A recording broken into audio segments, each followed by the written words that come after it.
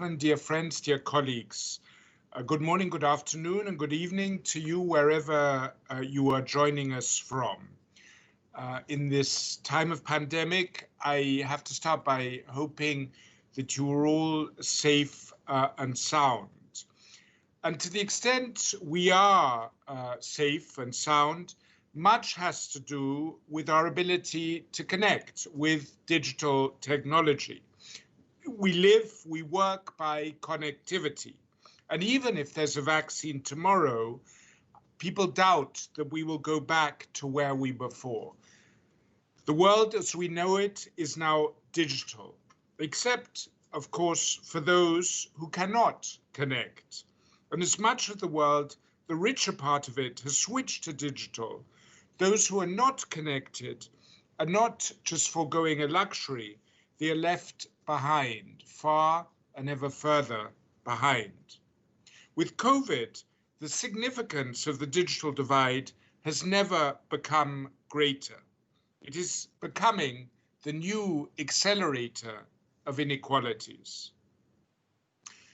The paradox is that no human invention has ever had quite the same power to bring us all together so easily. And yet, it often separates us. It separates us into the digital haves and digital have-nots. It can also separate us as it is so easily used to spread lies and misinformation, hate speech and prejudice, abuse and exploitation with an efficiency and on a scale never seen before. And it can also separate us because digital is increasingly the fora for resurgent superpower rivalry and friction. Today, when the digital world appears more complex and fractured than ever, I'm reminded of what Albert Einstein once said. It has become appallingly obvious that our technology has exceeded our humanity. We need to change that, and that is part of the objective of today's event. So welcome to Digital Cooperation Action for Future Generations, organized by the UN Fund for Children, Generation Unlimited, the International Telecommunication Union, the UN Development Programme, and my office. The event is for us to come together and to take stock of what is at stake and to recommit to making our digital world better for those who matter the most, our children and the future generations to come. So we'll begin now by hearing from the United Nations Secretary General, Antonio Guterres. Mr. Secretary General, over to you, please. Excellencies, colleagues. The United Nations was founded 75 years ago, at the outset of the nuclear era, to provide a global platform for addressing our world's most pressing challenges, to secure peace, and to safeguard the future for generations to come. Today, a new technology era is upon us, one that beckons with vast opportunity, but also new risks to global peace, stability, and development. We must ask a fundamental question about the future. What kind of world are we going to leave for our children? Will our legacy be a set of technologies that only boost the wealthiest and most connected of our societies, while leaving the rest of the world unconnected and further behind? Or will we bequeath future generations a digital world that strengthens human rights, advances peace, and improves all lives, including the most vulnerable? The COVID-19 pandemic has brought additional urgency to these questions. The virus has highlighted and exacerbated global inequalities, including the digital divide. But the response has also illustrated the central role of technology in keeping economies and health systems running, young people learning, and everyone connected. Our collective challenge is to harness digital technologies to serve the world, to be an enabler, an equalizer, and to accelerate the achievement of Sustainable Development Goals. In my roadmap for digital cooperation, I made a call to connect, respect, and protect all people everywhere. I count on all of us, government, civil society, and the private sector, to carry forward the roadmap for the benefit of all. The time is to act now. Thank you. Thank you, Secretary General. And now we'll hear from Henrietta Fore, the Executive Director of UNICEF. Henrietta.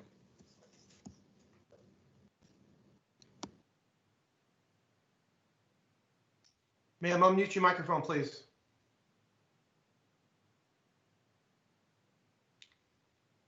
Okay. We're not hearing you, ma'am. Hold on, please. Hold on, please. Hover to the bottom and look for the microphone and unmute it, please.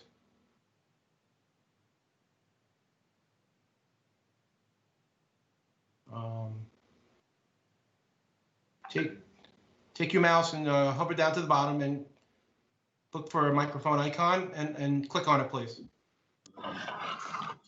There you go. You have it. You're good to go. Go. Thank you. Good. So good morning, good afternoon. Thank you very much, Fabrizio. I would love to pick up on the Secretary General's question to all of us. What kind of world would we like to leave for children?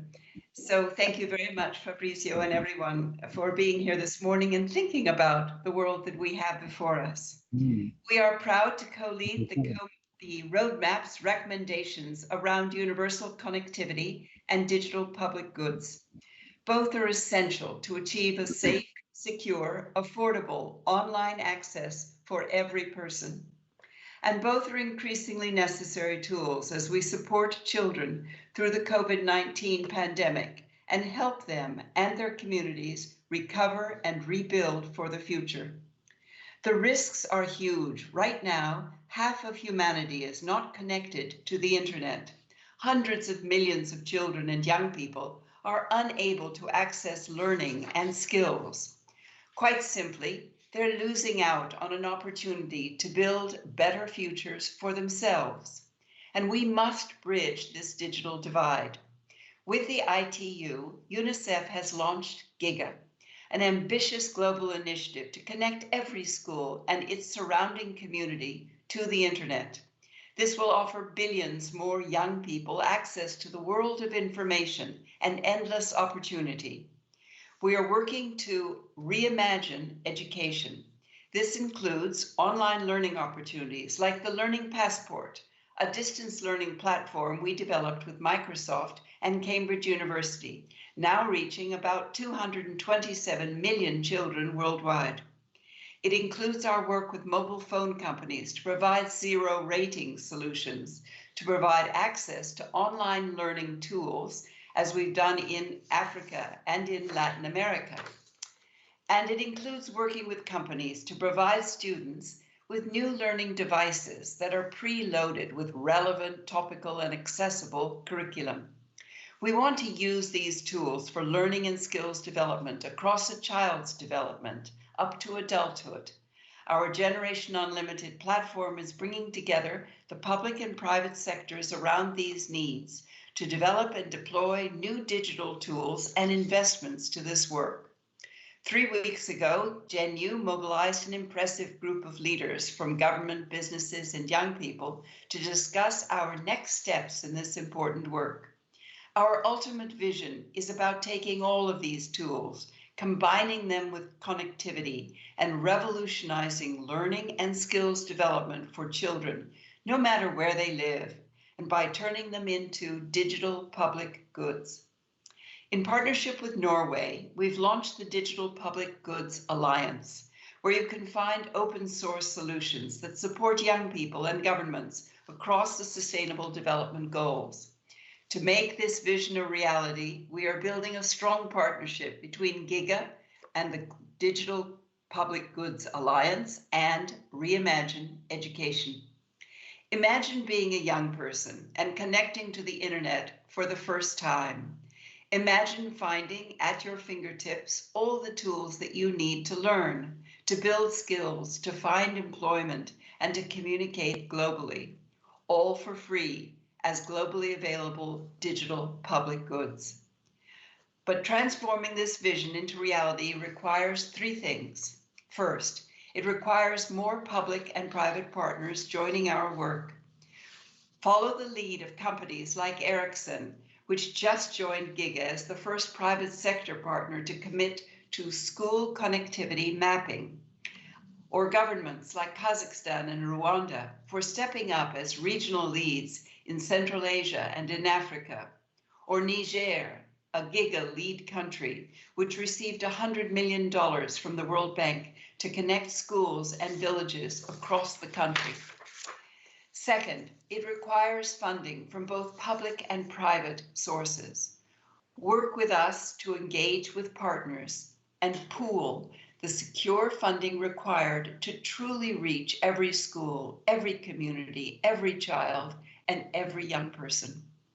Work with us to unlock policy and legal barriers to connectivity and opportunities. We need an estimated $500 billion, an ambitious but necessary investment in the future of our world. And we need world leaders at the G7, G20, WEF, and globally to come on board. We need young people with cost-effective, localized solutions as partners too.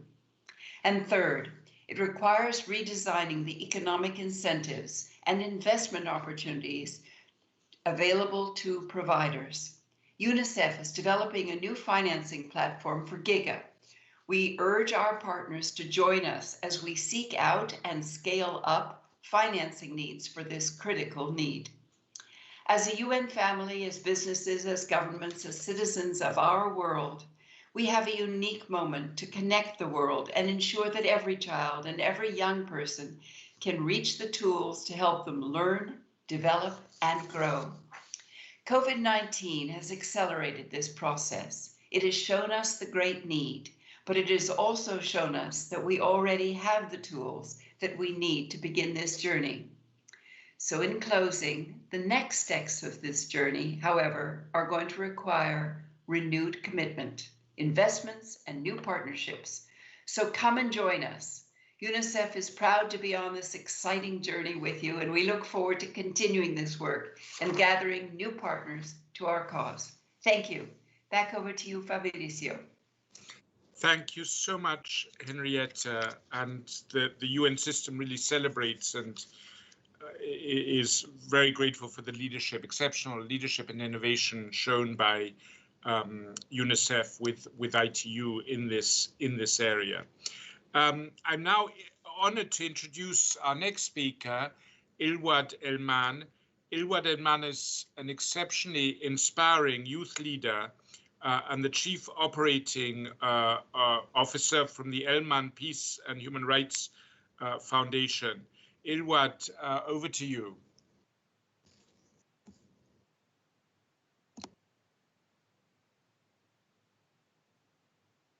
Hello? Mute off. Hello, can you hear me? Yes, we hear you. Thank you. Wonderful. Thank you very much for that kind introduction. And it's such a pleasure to be able to join you for this important dialogue today on digital cooperation, and quite fitting, of course, with the current climate that we are all in. We need the internet so much, and it's become so obvious to us all during this pandemic. It connects us across borders, cultural divides, and even languages.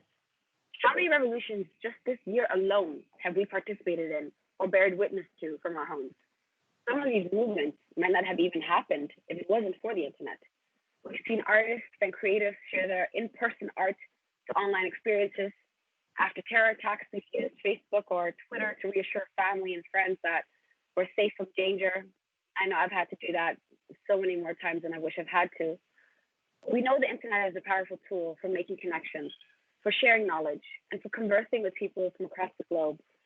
But where it ranks in our needs as humans, the right to access it and the democratization of it is a conversation we haven't yet had fully. Despite the importance of it to our everyday life, it's still a commodity. Some can access and others can't. Remember Maslow's hierarchy of needs? Well, Abraham Maslow published a then groundbreaking paper on the theory of human motivation, and this is in 1943. In this seminal paper, he identifies and describes the 5 basic levels of human needs.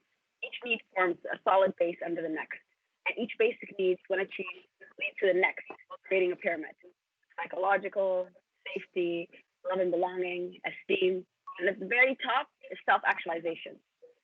You're probably wondering, what does this have to do with the internet? But It could be argued that the internet is a fundamental, basic human need that now should fit into this pyramid. It's also a reminder that we don't stop being human when we go online. The internet and the entire digital space is just a new kind of community. And the biggest task ahead of us in the digital cooperation is figuring out how to educate our new community and aligning along the same human values and ideals online as we do offline. Even my millennial generation didn't have the benefit of 20 years of internet culture, behavior, and standards when we first started to go online. But we have those 20 years of mistakes and missteps behind us now, which means that we have an opportunity with the next generation of digital citizens to reshape the entire culture of internet. In fact, many strides are being made already, as we just heard from the UN Secretary General and from the moderator as well. And surely on the panel to follow, we will hear even more. But it's time for the internet to grow up. I believe this year that we've just all been thrown into presents an opportunity for the internet to achieve its full potential. The year that we might even restructure, well, we have already restructured how we socialize, how we work, how we vote, and many other things. But we have yet to co-create accessible spaces that nurture humanity, real communities. The COVID pandemic has intensified the digital divide between the world's online and offline populations, and there is an urgent need to tackle it. The responsibility for addressing digital exclusion lies jointly with public and private organizations who must come together to ensure that access to essential services aren't denied to the digitally marginalized. And even before the pandemic hit, people without online access were living in poverty, and the offline population wanted to have access to internet. Those trends have just intensified due to the worldwide events in recent months. People are unable to access public services such as critical healthcare information as governments are increasingly moving to online resources. It's been heartbreaking seeing photos of kids loitering outside of restaurants, trying to connect to public hotspots just to get access to join their virtual classes. So we know that being offline leads to social exclusion. It hinders access to public services. It limits career mobility. The digital divide is also about skills and learning divide. And in conclusion, the responsibility of bridging the gap, this is one that must be shared together. Organizations and policymakers need to work together to build a global community of action on digital inclusion. We can mobilize peers, NGO actors, academics, governments to foster evidence-based policies on digital inclusion and work with partners to promote digital inclusion. COVID is likely to have a lasting impact on access to public service, and our attitudes to opportunities like remote working need to change. So there's a collective responsibility for organizations which work to challenge the digital divide to do so in a way that creates long-term changes and not just a quick fix. And I'll conclude there. Thank you. Thank you so much, Ilwat, for those very inspiring and necessary words. Before we conclude the opening segment, we'll hear a few words from the co-chair of the Secretary General's high-level panel on digital cooperation, which set a lot of the UN work in motion. And that is Jack Ma, the founder of Alibaba. Jack, over to you. Your Excellency, UN Secretary General, distinguished guests and excellencies, ladies and gentlemen, young friends. It is my special honor to join you today. Almost every year, I travel to New York for the UN General Assembly. Although we cannot see each other in person this time, today's discussions on digital cooperation are more important than ever. 2 years ago, Melinda Gates and I served as co-chairs of the Secretary General's high-level panel on digital cooperation. The panel provided ideas on how we can work together to realize the potential of the digital era. I think Secretary General was visionary to focus on digital cooperation years ago. I also want to thank Secretary General for launching the roadmap for digital cooperation earlier this year. We heard doubts and concerns on digital technology during our research.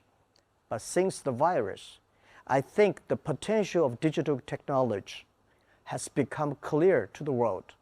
In the past, it helped us to live a better life. In the future, it will help us to survive.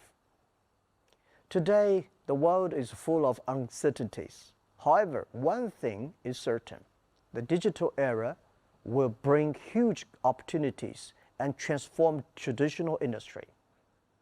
Over the next 10 years, how the world adapts to the digital era will be very, very important. We have no choice but to understand, engage, and embrace the digital era. We also need to change education for the digital era. Today's education model is based on the industrial era. It has been the same for hundreds of years. Back then, the education model was designed to support industrialization. It is now our responsibility to make sure education is designed for the digital era, designed for the future. In the future, many jobs may be replaced by machines. If we do not educate our children differently, they will not be able to compete. We must encourage our children to have more imagination and creativity. We must encourage them to be future-minded, to be global citizens, to see things completely. Today's problems are created by yesterday's decision. It is impossible for us to change the past, but today we can all do a little to create a better future. Thank you very much.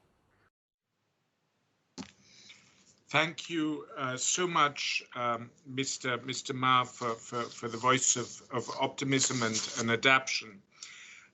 As the Secretary General noted in his roadmap for digital cooperation, the follow-up to the high-level panel report, the key components of making us ready for the digital age is to connect all those who are unconnected, and to ensure that that connection respects those who deserve respect, and protects all. So connect, respect, protect is really what the Secretary General's vision boils down to.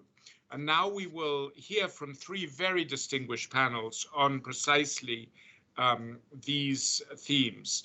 Each panel starts by listening to young people on the theme of the panel through messages that were collected through an online campaign that we organized. So we'll begin now with Connect, and the panel is moderated by my dear friend and very distinguished colleague, Doreen Bogdan Martin, Director of the Telecommunication Development Bureau at the ITU. Doreen, over to you.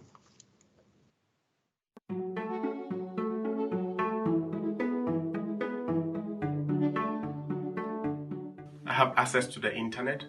I have the skill to be able to upload this video on YouTube. And I am able to afford data to be able to use the internet. But that is not the case for millions of young people out there.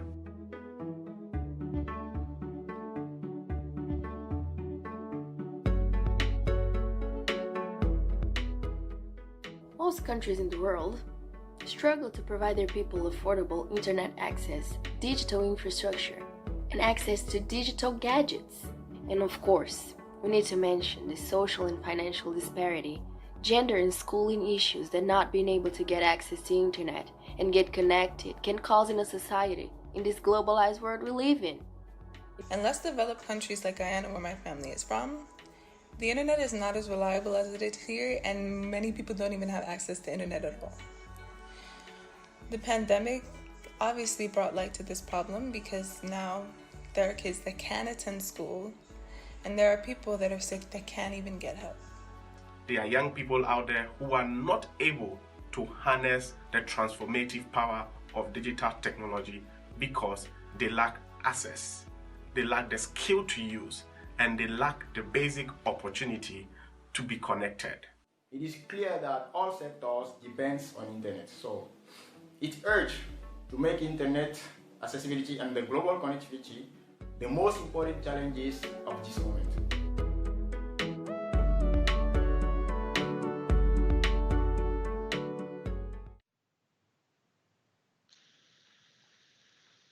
Excellencies, distinguished colleagues, ladies and gentlemen, what an inspiring opening and what an amazing message from our youth scene setters. I think this clearly demonstrates the importance of connectivity and of our conversation today. The urgency, the unique moment, the time to act is now, as our Secretary General mentioned. I am absolutely delighted to be joining you today to be moderating this first segment of our program on the theme of Connect. We have a stellar lineup of amazing panelists. We have Her Excellency, Madam Sahle-Work Zewde, the President of Ethiopia. We have Her Excellency Paula Ingabire, the Minister of ICT and Innovation, who's joining us on behalf of His Excellency, Mr. Paul Kagame, President of Rwanda.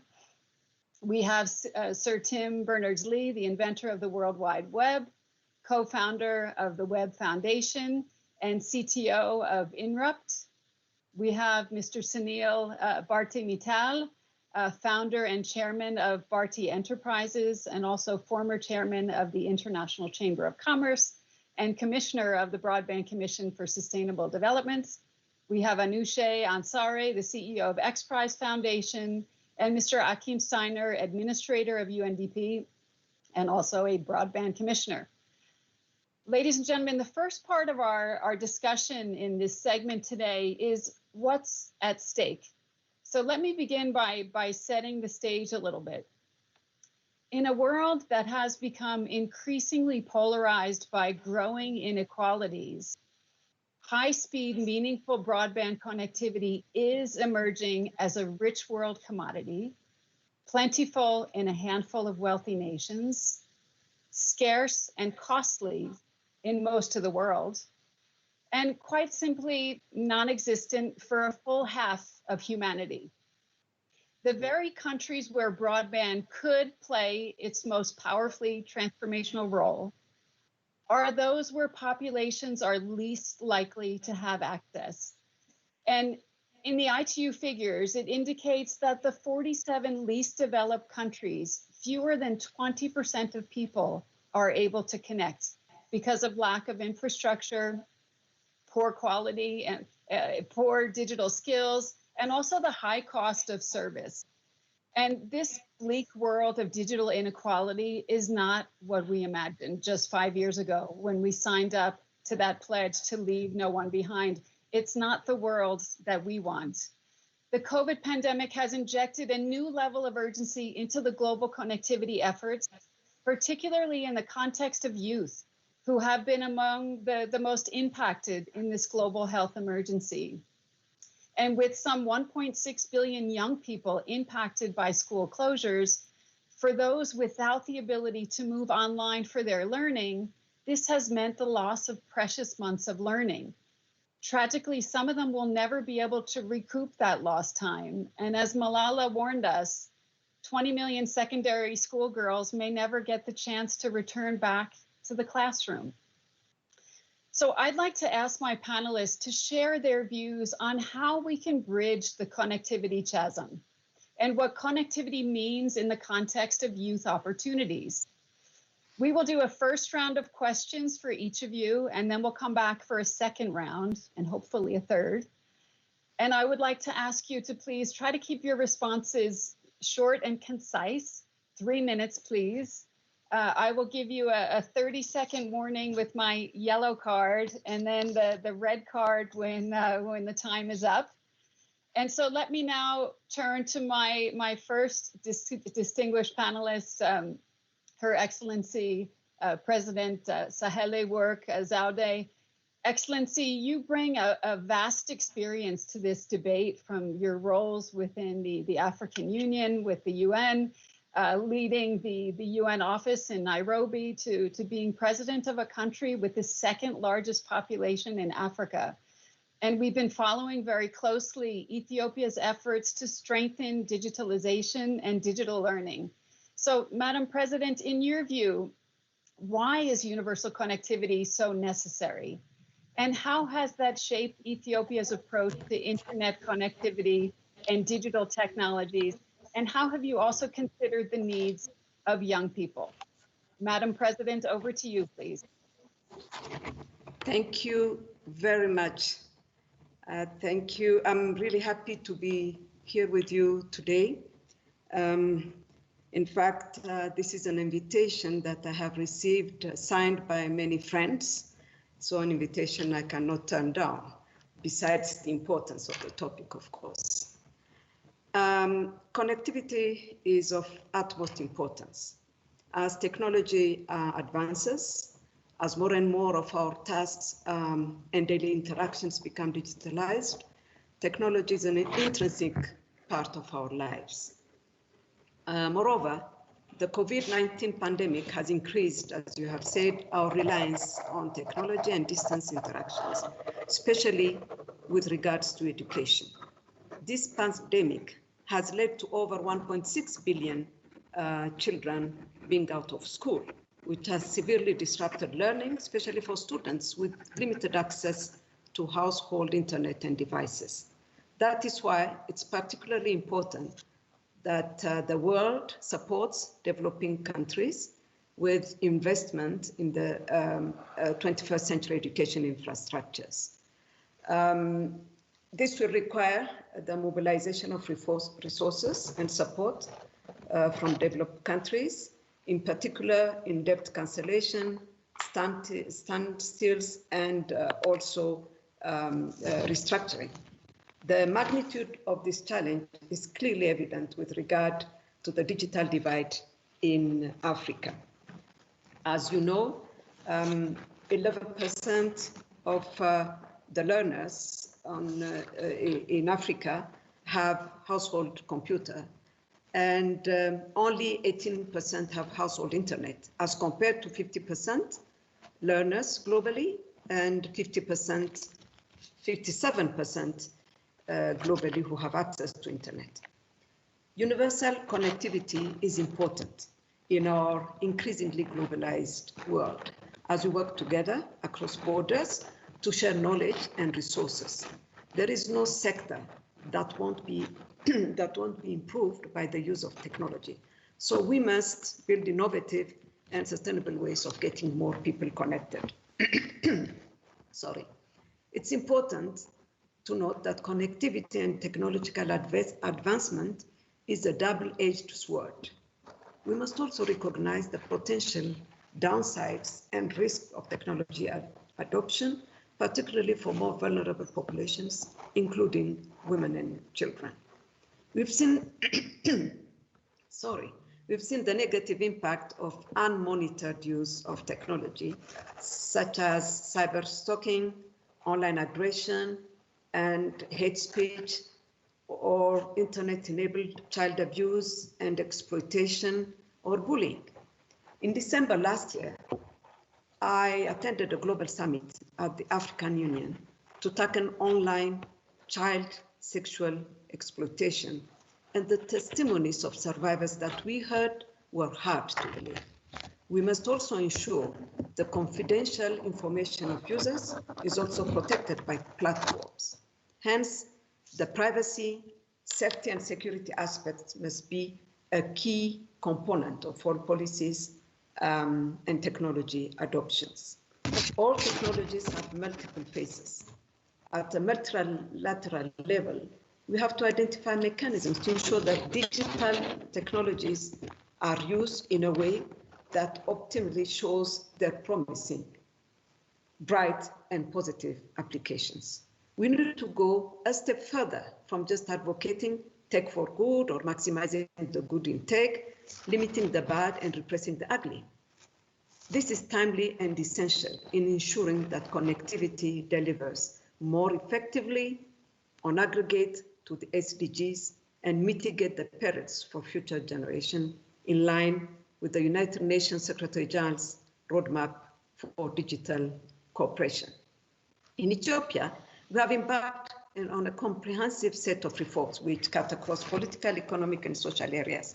We believe Ethiopia is a hub of opportunities for digital transformation and sustainable development.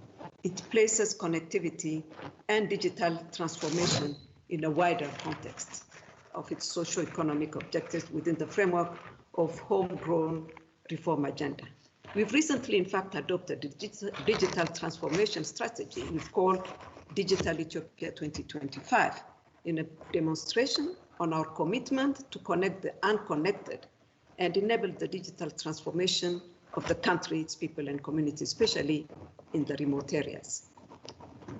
As regard to the young people, for all our efforts, we know that the youth are the drivers of change. In a country where 70% of its population is under 30, it would be foolish not to center our policies and programs on them. There are many encouraging initiatives by young Ethiopians to not only replicate existing systems, but also to innovate and create contextually relevant solutions, and we encourage and support them.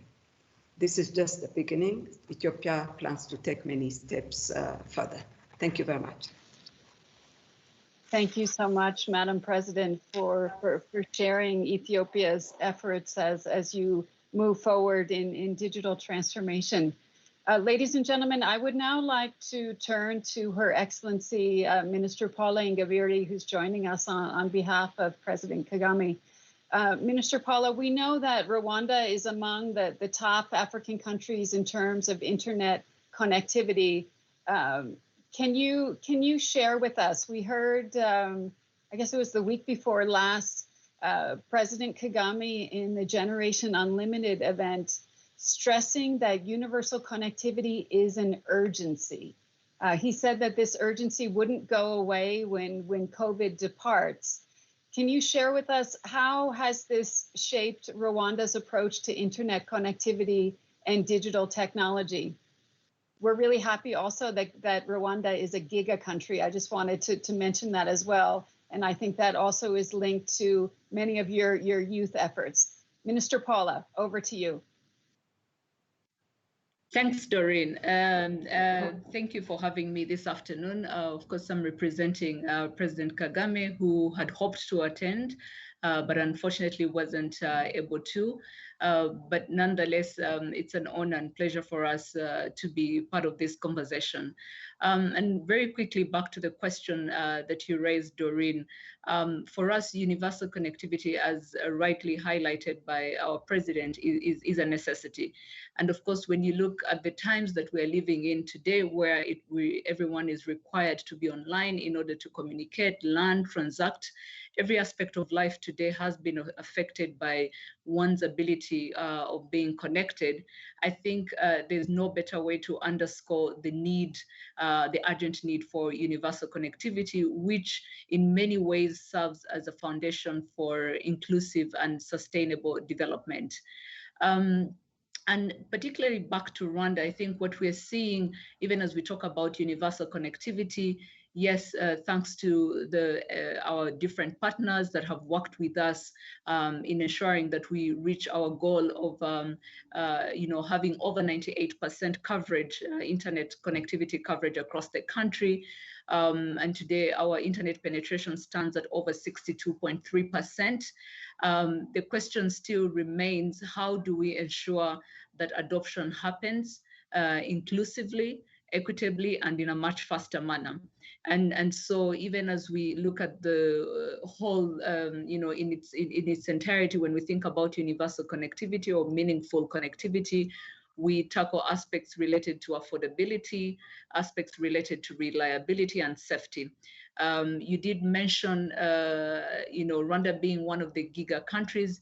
Yes, and this really, we've been honored to be part of the country, the initial countries that have started thinking through how we connect most schools, how we give an opportunity to our young people in the country, and of course, hopefully scale this model to the rest of the continent, because these young people make the majority of our population. But also at the same time, these young people are going to be the future consumers of all these digital services and products that we're putting out there.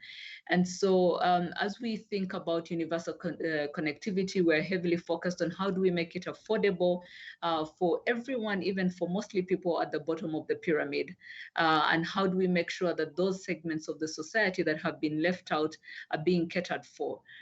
This is also looking at the minority groups, people with disabilities. How are we creating solutions that respond to the specific needs that they may be having? And so for us, really, this has been a key area of focus, and being part of the Broadband Commission, being part of ITU member countries has been a great opportunity on how we can, how we can leverage and also make sure that we are integrating all the efforts across the globe. Thank you, Doreen. Thank you so much, Minister Paula. Ladies and gentlemen, I'm now going to turn to Sir Tim Berners-Lee. Tim, last year we were together to celebrate at CERN the World Wide Web turning 30 event. And I remember we were also marking that 50% of the world was online and that we couldn't afford to wait another 30 years to connect the other half of the world. And as we heard from Ilwad in the opening today, she said it's time for the internet to grow up. Tim, having been there from the very beginning, seeing the internet, why do you think the internet is so fundamental, and how has the COVID-19 crisis changed or strengthened your views on this? Tim, over to you. Thank you, Doreen. Excellencies, ladies and gentlemen, thank you also for the opportunity to join this discussion with such a distinguished group of people. Every year since I invented the web, its importance in people's lives has grown, but at the same time, the disenfranchisement of those who can't connect has grown too.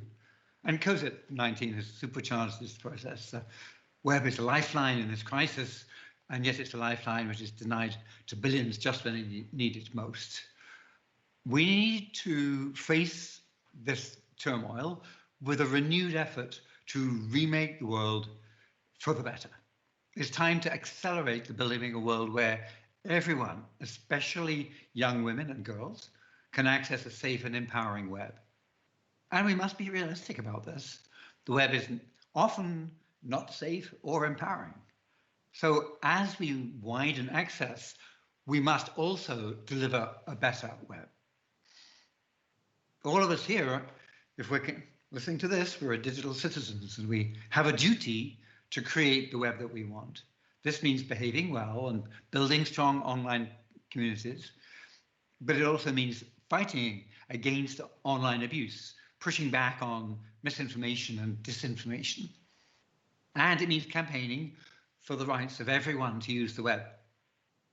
I believe young people hold the key to the change that we strive for, and I applaud, therefore, the UN's focus on youth. Last century, there was a huge global push to educate.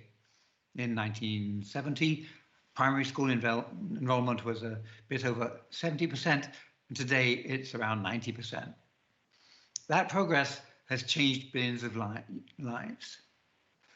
This century, we must lead a global push to connect everyone and make sure all children have access to the internet's transformational benefits. During the pandemic, children with meaningful access to the internet have been better able to continue learning while schools are closed. But a recent report from UNICEF found that at least 1/3 of the world's children don't have the technology they need to access remote learning. Their lack of access to the internet is undermining their futures. This is one powerful example of the way in which web access, in fact, is a prerequisite for many of the Sustainable Development Goals, from supporting education, reducing inequalities, driving economic growth, and boosting health outcomes. This week, we sent a joint letter to His Excellency Volkan Bozkır, President of the General Assembly, emphasizing that digital technology increasingly underpins access to nearly all essential services, including food, water, energy, and healthcare, as well as critical pillars of government and democracy. We called on him to lead governments in a global statement committing to work for a digital future that is safe, empowering, and inclusive. And I would add to that message a call on governments and companies to endorse the Contract for the Web, which I launched last year as a clear action plan which can lead us to this goal. It's more than just connectivity. Like the leaders who accelerated access to education last century, we can leave a legacy of progress by connecting all of the world and fighting tirelessly for a better web for everyone. Thank you, Tim. A better web for everyone. Thank you so much for that. Ladies and gentlemen, I'm now going to turn to Sunil Mittal. Sunil is with us. I hope he can turn his camera on. Yeah, I'm on. Sunil, great. Sunil, you have been a leading advocate in the push for global connectivity. And at the Broadband Commission session last Friday, you mentioned that the only way that we would achieve the SDGs was with the assistance of digital. And as we just heard from Tim, connectivity is a prerequisite. So, Sunil, what is the industry doing to support the overall efforts for universal connectivity? And from your perspective, what are the consequences of limited connectivity? Sunil, over to you, please. Thank you, Doreen. I'm delighted to be part of this session. And I'm very, very encouraged to hear Tim and Minister Paula talking about the need for those who are left behind and those who have limited access to internet.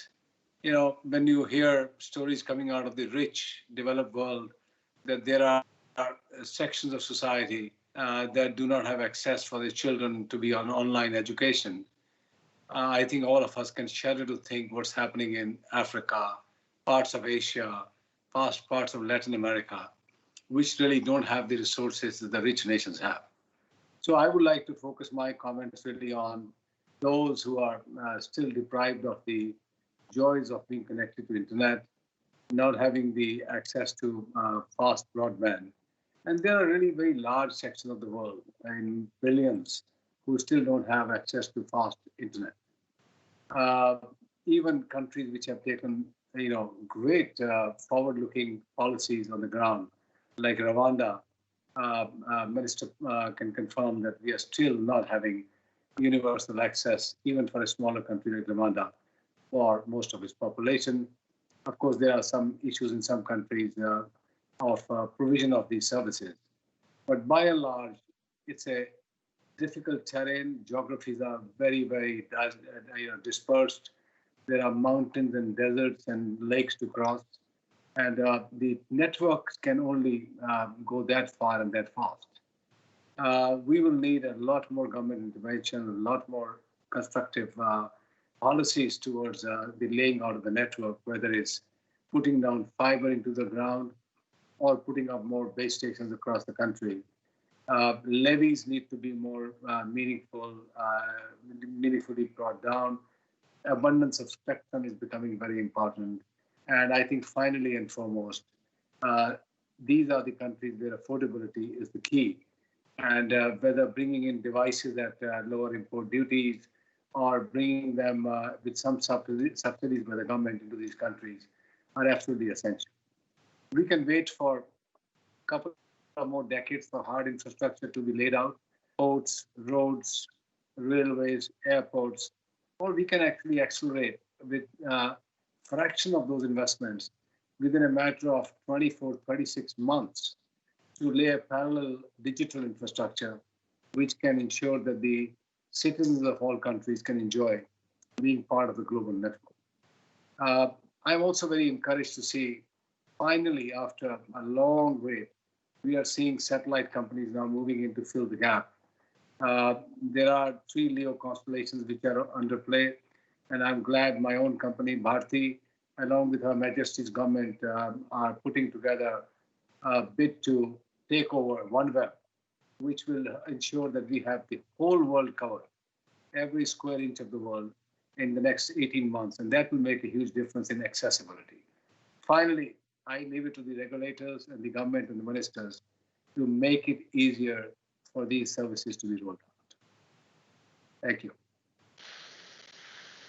Thank you so much for that, Sunil. I would now like to turn to Anushe Ansari. Anushe, when we were together last year at the AI for Good Summit, we spoke about the need to give connectivity a push, and that maybe it was time for a global challenge. From your perspective as a global entrepreneur and deeply involved in emerging technologies, why do you think we need a push?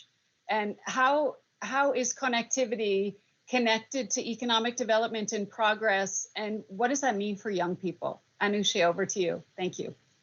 Thank you, Doreen. And it's great to be with such distinguished panel and glad to be part of this conversation. I personally am someone who benefited and my life has turned around because of having access to education and the education I was able to receive. And that's why I believe in the value of education. And today in the world we live, education determines the economic outcome of someone's life and how well they do in life. Today's connectivity is the means to get to that education as one of the avenues for young people. That's why it's so important for young people. But in general, we call it connectivity. So Sunil talks about airports and railways and roads. Those are ways that were developed over centuries to connect different hubs together so commerce can flow, information can flow. Today, that happens digitally. So these digital pipes that we're building is means of flow of commerce, money, capital, knowledge, and information. The future is a future based on information and knowledge. And if we don't have the right pipeline flowing to everywhere, carrying this information to the furthest corners of our planet, then we are depriving those individuals from access to this wealth of information and knowledge. And on the other hand, people who are developing solutions, softwares, services that rely on this flow of information, they won't have the means to access their full potential.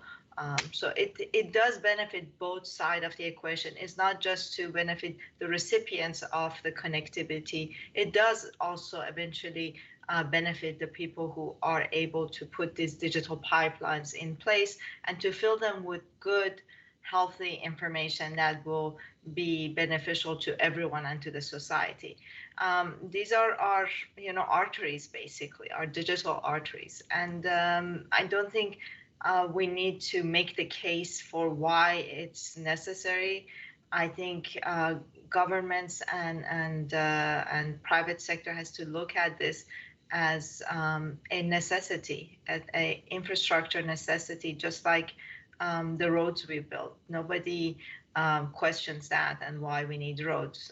It has to be looked at as that type of necessity, and it's very important. Young people are what we call digital citizens. Even if they don't have access to the devices, it's a native language for them, so they are attracted whether they share something with a friend who has access to a mobile phone or borrow their parents, whether they know about it or not, but they are attracted to this digital devices. What is not happening is the guidance for them to use these devices and this access properly, and that can be fixed. And it's important for us to develop such technologies to give people affordability and access, and show the positive side and the need for this type of connectivity to parents who, as we talked about, we have the connectivity there, but people don't connect. And the reason is either fear, a lack of knowledge, or a lack of affordability. So those are the issues we need to focus on. Thank you. Thank you so much, Anushe. I'm now going to turn to Achim Steiner, the UNDP administrator. Achim, on Friday at the Broadband Commission session, you said that COVID had propelled us into the future, with digital acceleration happening at speeds that would have otherwise taken years.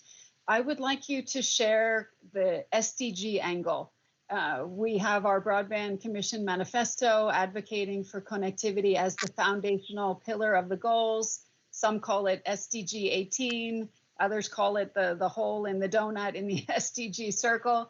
Akim, how do you see the connection between connectivity and the SDGs, and what are the consequences for ignoring connectivity? Over to you. Thank you, Doreen, and it's a great pleasure to join such a distinguished panel and many friends. Hello to you all. I think as a member of the Broadband Commission, but also as the head of the UN's development program, I don't think it will surprise anyone if I begin by simply saying the future of development is digital.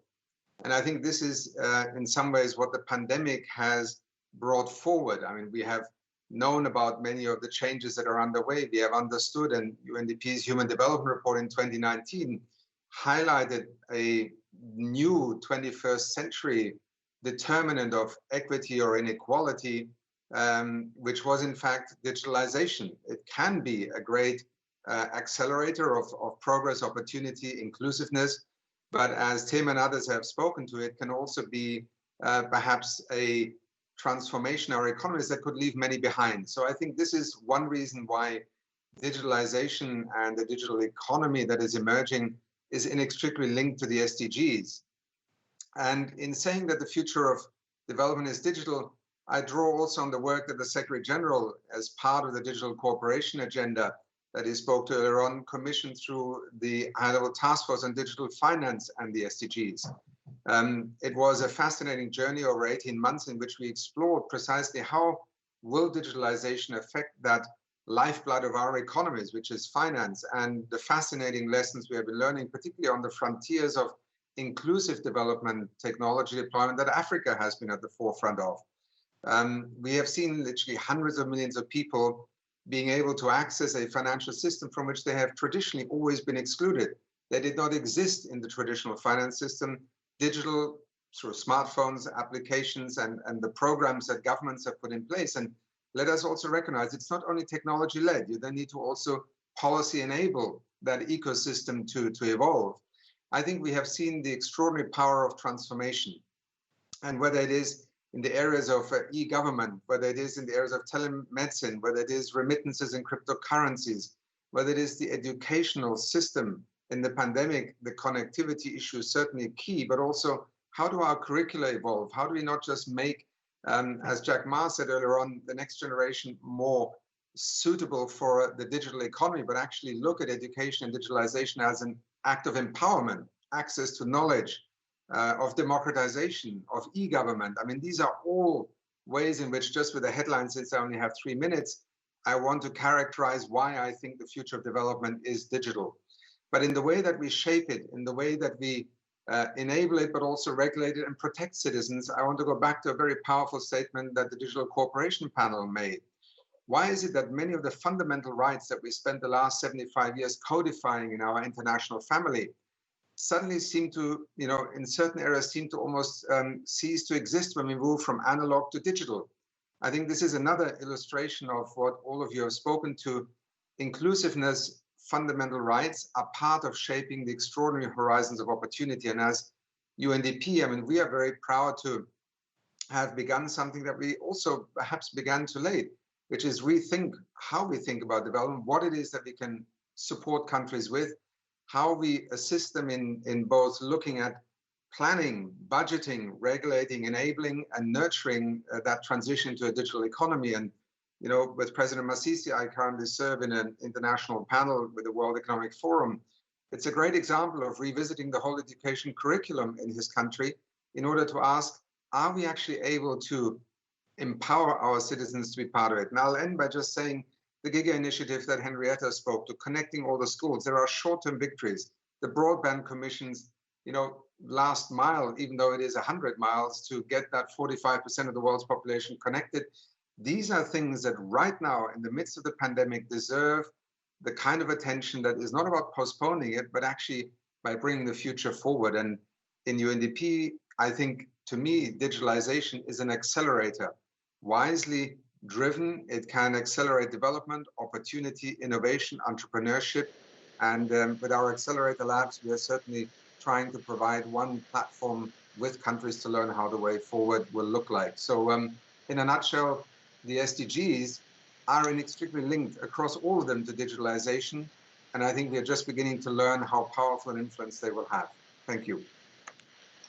Thank you so much for that, Akim. Lots of important messages there, some of which will be picked up in the segments of today's program on protect and also on respect.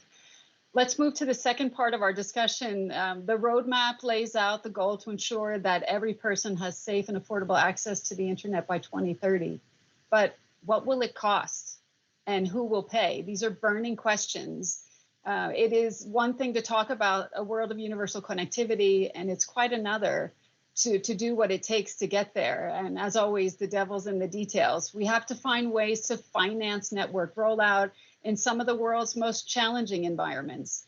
And as we heard Henrietta mention in the beginning, we launched a recent study together with Saudi Arabia as part of their role in the G20 presidency that estimated that achieving the goal of universal broadband connectivity by 2030 would cost $428 billion. So it's a $428 billion question at a time when COVID is pushing most of the world into economic recession. How and where are we going to find these dollars? And even if we manage to get the infrastructure in place, what else do we need to do to ensure that populations that we serve are empowered to use these networks to transform their lives and the lives of their communities? I'm going to turn back to my panelists. Unfortunately, you get 2 minutes, and I have to be more strict with the timekeeping. I'm going to turn back to Her Excellency, President Sahle-Work Zaude. We are really looking forward to next year when you host the World Telecommunications Development Conference that will tackle these ICT development challenges. Can you, Madam President, share Ethiopia's priorities and areas of investment for advancing digitization? If you can try to be brief, 2 minutes, please. Thank you, Madam President. Thank you very much, Doreen. Less than 2 minutes. As mentioned earlier, Ethiopia's digital transformation strategy is based on our homegrown economic reform agenda, which has 4 major priority areas. Infrastructure, 1. Ethiopia is focused on building infrastructure, both for connectivity and power. The Ethiopian Grand Renaissance Dam is one of the examples, because if there is no electricity, there is no connectivity. Second, enabling services such as the creation of digital ID for all residents and adoption of digital finance. Third, automation of government services, the digitalization of government processes, which will help remote service provision, extension of enhanced efficiency. The fourth is supporting the whole ecosystem, which is providing access to finance, capacity building, passing conducive regulations. Our parliament has ratified the e-transaction bill, which will allow digital payment systems to be operational. Other significant bills that are at the financial stage of being really ratified include the Personal Data Protection and the Startup Act. I'm done. Thank you. Thank you so much, Madam President. I'll now go to Her Excellency Paula Ngabire. Minister Paula, last year, the Broadband Commission launched the Digital Moonshot for Africa, noting that it would take $100 billion to connect the unconnected in the continent by 2030. Can you share with us more about the Commission's work in this space and how these actions have been linked to the priorities of Smart Africa? Thanks, Doreen. And even just starting off from where Madam President left off, when you look at the 100 billion that is required just to connect the 1.1 billion users on the continent, that is more a mid to long-term objective. But I think in the short term, just looking a year from now, we're looking to raise about $9 billion to connect even the initial 220 million users on the continent. And for that to happen, thanks to the work of the Broadband Commission, which has been looking at a number of priority action items, including thinking about collective financing models that are bringing together financing from both the public and the donor community, looking at aspects of how do we promote innovative models of connecting the unconnected population. how do we focus on areas of demand stimulation, which would really cover literacy, affordability, both of affordability of devices as well as affordability of services, but also more broadly looking at how do we ensure that there's relevant content that will really drive the demand for such services. And then on the other hand, part of the work that the Commission is also focused on is finding ways of reducing some of the non-economic costs, and also from a safety perspective, looking at how we harmonize our cybersecurity and data protection and privacy laws across the continent. And so when you look at all these things as a derivative, Smart Africa Secretariat has also identified a number of areas to support this agenda. One of it is looking at the bulk purchase of internet for African member states to address the issue of affordability. We're looking at intra-African connectivity, which will help to ensure connected Africa, and also addressing interconnection charges and rules. And lastly, of course, Smart Africa is promoting the Smart Africa Digital Academy, which also responds to the priority action of fields that will maintain and operate the digital infrastructure. And then the final one for me here is last week when the Broadband Commission launched the Manifesto for Universal Connectivity, that is really calling for collective and collaborative investment by all players to bridge this gap. And I think these all, in one way or the other, these are all initiatives that really borrow from what the Commission is doing, but it trickles down to the different member states and players to play their role. Thank you. Thank you, Minister Paula. Tim, back over to you. As we just heard from Minister Paula, the need for collective, collaborative investment. Can you share with us, how do you think the private sector and other actors can help countries in achieving their connectivity goals? Are there things that we can do to encourage the private sector to put their interest into this? Tim, over to you. Well, obviously, working together is key. $428 billion that's a lot of money, and it's not just money. It's also a lot of organization. So clearly, the private sector will be crucial for delivering it, from building infrastructure and working on ways, but also working on other things like reducing the cost of data packages and the cost of devices. And so we need to work then, so the public sector needs to work in partnership with the private sector, similarly, and we need private partners to think, to a certain extent, to think differently and to innovate, because obviously that may be the cost now, if with a few good ideas about overcoming connectivity in different places, maybe the research we're doing will pay off and we'll be able to reduce that. I think fundamentally recognizing the variation in the investment requirements across different countries and regions is crucial. It's not one size fits all, and it's not one with the huge variation and sort of in the challenges of getting internet to people within, never mind within a country, within a region, within a country, and so on, are also huge. Obviously, similarly, the private sector can work hand in hand with others to ensure that a fully rounded plans for digital development, not just infrastructure, building, putting all those kilometers of fiber optic into the ground that need to be wood wrapped 17 times around the globe, but also not just infrastructure, complementary policy frameworks, complementary digital skills programs, for example. I suppose one thing, in summary, the multi-stakeholder approach is crucial.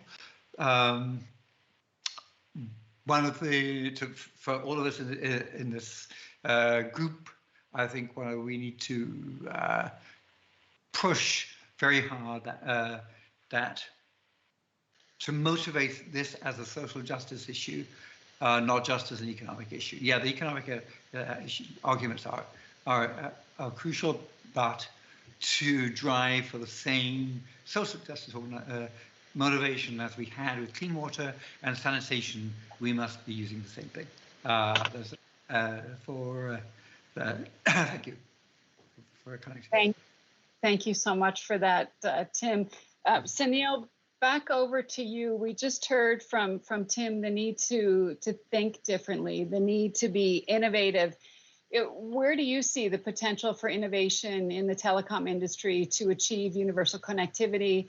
And how do you think the international community can work best with the telecom industry?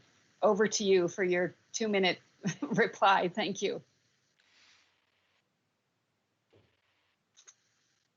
Sunil, you're muted.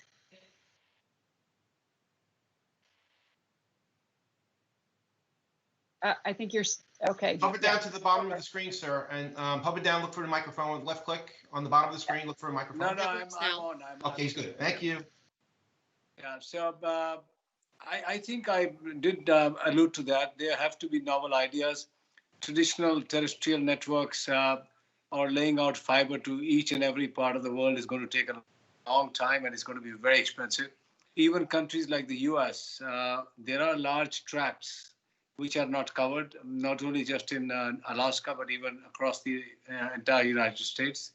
FCC has just launched a $16 auction on RDOF, which is a Rural Development Opportunity Fund, to connect every American on the internet. So you can imagine even large, old, traditional, rich countries like US are struggling to provide connectivity. So it's no wonder that Africa, Asia, many other parts of the world will struggle.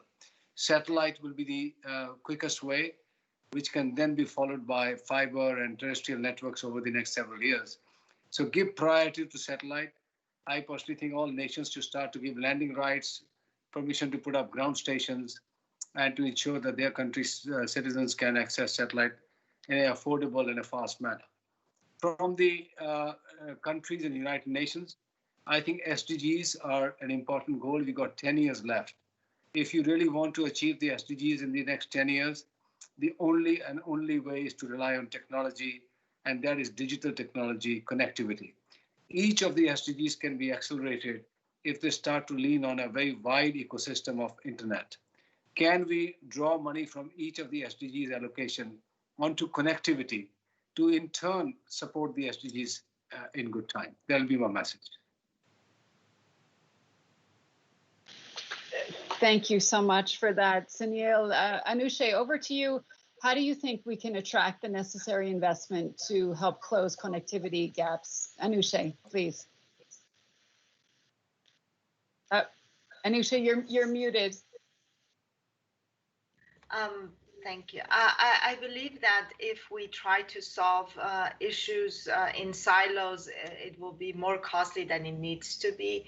So while there's a lot of technological innovation that's happening, and I hope we can accelerate, like lower cost terminal devices that will give access and using Wi-Fi. The model should include a public and private sector partnerships, because it is a social justice issue. It does provide economic value to the private investors, but it has to all come together.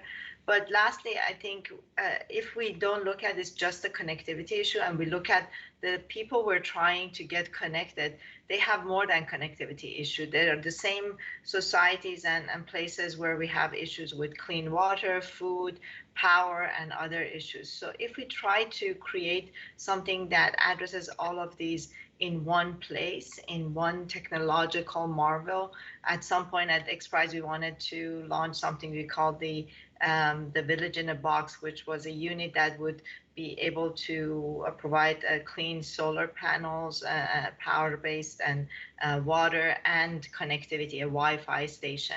So if we can come with innovation and solutions where you invest in one unit and an entity can manage all of that, the economic value of all those services will justify the investment. And I think with the help of government, that can be done easily. Everything is there. It just, we need to get off of our chairs and actually start doing something. And that's what's missing. Perfect. Thank you. So let's get off our chairs and get out there and do it. Thank you, Anushay. Akeem, back over to you. How can international organizations and agencies support efforts to find this needed financing? And of course, as you mentioned before, you've been leading this digital finance task force. Over to you, Akeem. Well, Doreen, let me take a shortcut, and to all those who are listening, the report of the task force, People's Money, is actually available, and it's on the internet, digitalfinancingtaskforce.org. And in essence, what I think the confluence of that understanding what digital finance or fintech is, providing us with new opportunities, and the coincidence with the pandemic is that it has brought the future forward. And I think one of the ways in which I would like to capture that is to reframe that access to broadband and internet, or to that digital infrastructure, must become a public good, just like the provision of electricity, of clean water. These are basically services where governments and the state are, in a sense, a guarantor of access. And 5 years ago, 10 years ago, maybe it would have mattered less, because if only 5% have access to the internet, it's a luxury privilege. If 60% have access and 40% don't, you are essentially creating the beginnings of a deep rupture in society. So that investment, and I think this is where the Digital Financing Task Force looked at the over $300 trillion financial economy that is out there. Our financial system is perfectly capable of transacting and investing in a fast forward mode of connectivity on the one hand, and that is the digital foundation. And we are learning, and interesting enough, to Sunil's point, sometimes we are learning that neither the US nor Germany, the so-called advanced economies, are the smartest in the way they're going about it. Whether it's Kenya and where you can even borrow money and find insurance solutions now on a smartphone in seconds, or you go to Bangladesh, where bringing together millions of microsavers in order to put national bond financing together for digital infrastructure investments. These are the way forward. And I think one thing, Doreen, as a last thought, it's the connectivity. And in that sense, you create a platform. Then you have to make sure that that digital economy, that digital universe, is also one that provides for development opportunities for everyone. And to Salih Workzadi, I'm still inspired by the meetings I had a year and a half ago in Addis Ababa, when I went out to meet the startups, the innovators and small entrepreneurs, 1 or 2 people initiatives in your youth that inspired me in part to come back and say, I have to make something different happen in the way our organizations connect to these drivers of innovation. So it's big capital, but it's also the kind of young people who are driving the frontier of development in countries all over the world. Thank you, Akeem. So ladies and gentlemen, we're going to come back to our panelists for a sort of one sentence takeaway, a little lightning round here. You can state in one sentence your takeaway from this segment, or you can make a commitment to connectivity. And we're going to go in reverse order here. Akeem, I'm going to start with you. You get one sentence. Over to you. Digital financing in public budgets, in the way that the private sector can co-invest, and there are many models here. I mean, the real question to your previous answer is, can any country afford not to invest in this right now, if it really is the great transformation that has begun? And in that sense, UNDP has a digital strategy, and it is fully invested in now transforming its own engagement with countries in shaping these ecosystems. Thank you. Anushe, over to you. On behalf of XPRIZE, I am very excited to make a commitment to collaborate with all of you to find new innovative solutions that include financing models and economic models around a solution that is encompassing connectivity and other aspects of the needs of the society that we can develop and use the young innovators out there to implement them. Terrific. Very welcome. Sunil, over to you. Please unmute your microphone, sir. Sir, we're not here. Thank you. Regulators, ministers, governments can take a decision whether they want to continue to, heavily tax the telecom connectivity sector, or use it as a multiplier for force of good for the rest of the society. Excellent. Okay, Tim, over to you. So my commitment is through the Web Foundation, which Rotary and I founded originally to be a web that would serve humanity, and through all of the people working with us and supporting that, My pledge is to continue pushing both for connectivity on one side, but also at the same time as using the tools like the contract for the web, also that the connectivity, emphasizing it's not just it's a ubiquitous web. We also want a decent, respectful web, which empowers humanity, especially underprivileged people and women and girls. Terrific, thank you. Minister Paula, over to you. Thanks, Doreen. I think Sunil has put me to the task, so I commit to creating an agile and responsive policy and regulatory environment that will, one, encourage open broadband market, and two, promote blended financing models that will increase commercial viability. Thank you. Ma'am, you're muted. Doreen, you're muted. Doreen, you're muted. Sorry, I was saying I see Sunil smiling, so I think Minister Paula, your commitment was certainly welcomed by him, and hopefully others will follow suit. Thank you for that. And Madam President, now last but not least, back to you for your last intervention. One sentence, please, Madam President. Thank you. Ethiopia is committed to supporting and contributing to global initiatives that promote safe and inclusive connectivity and use of technology. Our youth are energized and eager to be part of the global landscape, and it is our responsibility to work with them and develop global connectivity structures that work for everyone, everywhere. Terrific, thank you for that. Ladies and gentlemen, I would like you to give a virtual round of applause to our amazing panelists. This has been terrific. It was lots of fun. We're not done yet. We will now move to the statements of commitments. We have more commitments to connect the unconnected. We have some heads of state, leaders of industry, and civil society organizations. And we have the Prime Minister of Bangladesh, the High Commissioner for Refugees, the European Investment Bank, the CEO of Ericsson, and the CFO of Google. Over. Excellencies, ladies and gentlemen, the COVID-19 pandemic has revealed the strength of digital services and also exposed the stark digital divide. Around half of the world's population do not have access to basic internet. We must close this gap. We envisioned a digital Bangladesh by 2021. Bangladesh has witnessed a boom in internet due to the government's push for digitalization. The total number of internet users stood at 103.48 million.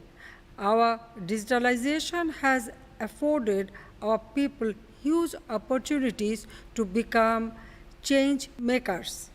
Our focus on digital connectivity has facilitated economic development and catalyzed social changes, including women's empowerment.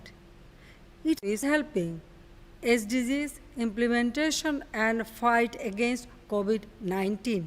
As we set to transform Bangladesh into an advanced economy by 2041, we wish to place our younger generation at the center of this transformative journey.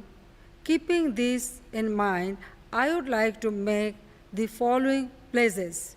Establish digital academy and centers of excellence in every secondary school of the country by 2030, considering emerging job markets led by the fourth industrial revolution.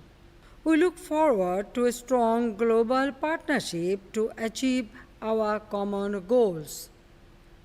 I thank you all. Hello. Across the world, nearly 80 million people have been forced to flee their homes due to conflict, persecution, and hunger. 40% of them children. Their lives are defined by disconnection from their homes, countries, friends, schools. As they face these challenges, we must not allow them to also become disconnected from the digital tools and services that the rest of us take for granted. For people on the move, something as commonplace as a smartphone can hold the key to finding safety, getting assistance, and staying in touch with loved ones. But research shows us that globally refugees are 50% less likely than the general population to own an internet-enabled phone. Most displaced people live on the margins of society, where they face barriers to connectivity, including the high cost of devices, poor or non-existent network coverage, and regulatory environments that exclude them. For many years, UNHCR has been working to improve digital access for refugees by piloting new approaches, advocating for policy change, and partnering with governments, regulators, and service providers. Achievements such as the Connectivity for Refugees initiative or the Instant Network Schools partnership and the wide-scale rollout of cash assistance delivered using mobile money have led to improvements in education, access to financial services, and livelihoods. Looking ahead, we are developing a new digital strategy aligned with the goals of the Secretary General's roadmap to ensure the digital inclusion and connectivity of all refugees. Executive Director Henrietta Fore, ladies and gentlemen, COVID-19 has emphasized, like never before, the world's digital divide. Many communities around the world are making the most of fast, reliable, and affordable access to digital solutions. This helps cushion the dramatic impact of the virus. However, globally, 3.6 billion people are still not connected, including 900 million in Africa. Only 27% of women in Africa have access to the internet, and a mere 15% of them can afford to use it. In this continent, the pandemic will erase years of economic progress. The most efficient way out of this crisis is a green and digital recovery. In this context, GIGA is a great initiative for fostering connectivity. The European Investment Bank is joining UNICEF, ITU, the International Telecommunication Union, and other partners with the aim to connect all schools, learning centers, and youth in the world by 2030.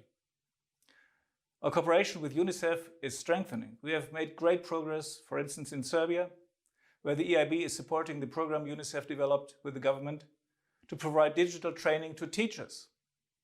To better understand the digital solutions that can help Africa and to estimate the investment required, the European Investment Bank organized a broad-based survey in many African countries to highlight technological solutions that can help manage the pandemic. GIGA and EIB teams are now working on identifying financing solutions for connectivity in sub-Saharan Africa, the Caribbean, Central Asia, and the Western Balkans. Blending schemes, guarantees, and new innovative instruments such as connectivity bonds are needed. Investments in private-public partnerships must be developed to expand the reach of local internet service providers. We can and we must do more. My colleagues and I look forward to working together with you towards the goal of connectivity for all. Thank you very much. Closing the digital divide has never been more important than at this point in time. COVID-19 has clearly displayed that lack of school connectivity can be one factor that underscores societal inequalities. The GIGA initiative was launched in 2019 by UNICEF and the ITU with the aim to address school connectivity by 2030. Ericsson is proud to be the first private sector partner in this initiative with the first aim to map the school connectivity that exists today. We believe that is an important first step in addressing the lack of connectivity. Ericsson is uniquely positioned to be a key partner in this initiative, with our technology expertise as well as experience from connecting different parts of the world to each other. Ericsson is not only committing funding to this initiative, we're also committing our resources in terms of data science and data management. But we will also make a commitment to work with our customers in order to address the connectivity gap in the best possible way. Ericsson is firmly committed to this ambitious partnership with the ultimate aim of connecting every student that will allow them to have a better future. The global events of the last 12 months have highlighted two important elements of technology today: the enormous potential for positive change, and at the same time, the negative consequences with unequal access. However, there is a constructive way forward with partnership between key stakeholders. At Google, we applaud the UN Roadmap on Digital Cooperation because we too believe that strong partnerships between governments, civil society, and companies can make a difference in the human struggle against the pandemic. I will briefly highlight 3 areas where Google is engaged and we believe can have lasting impact: access, quality information, and human rights through sustainability. So first, digital access. We're focused on building an even more helpful Google for everyone. We want to give everyone the tools they need to increase their knowledge, health, happiness, and success. From helping you get to work faster with Google Maps, get online for the first time with Android, or providing Google Meet for free to help people stay in touch during the pandemic. Second, quality information. Our mission at Google is to organize the world's information and make it universally accessible and useful. We work hard to prevent user and societal harm and to limit the reach of low-quality information via our ranking systems and rules that prohibit harmful content or behaviors. And third, sustainability through human rights. We are also very proud of our efforts to ensure our business operations are environmentally sustainable and aligned with the UN guiding principles on business and human rights. Most recently, announcing that we are the first major company to make a commitment to operate 24/7 on carbon-free energy in all our data centers and campuses worldwide. This is far more challenging than the traditional approach of matching energy usage with renewable energy, but we're working to get this done by 2030. So finally, looking ahead, today I'm pleased to announce $20 million in ad grants for global recovery. This fund will help UN organizations leading the COVID-19 response to provide critical information around the world. Thank you. Terrific. Very welcomed commitments. We can and we must do more. So ladies and gentlemen, that concludes this first segment of our session today. If you were not convinced in the importance of about the importance of connectivity, I hope you are now. What we heard is digital is here to stay. Digital is the future of development.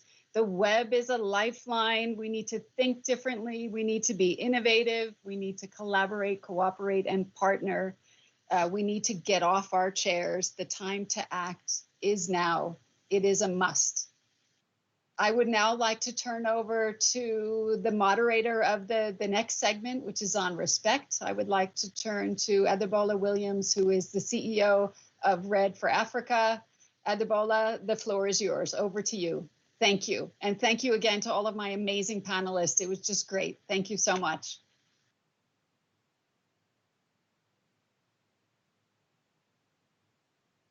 Sir, can you unmute your microphone? Thank you.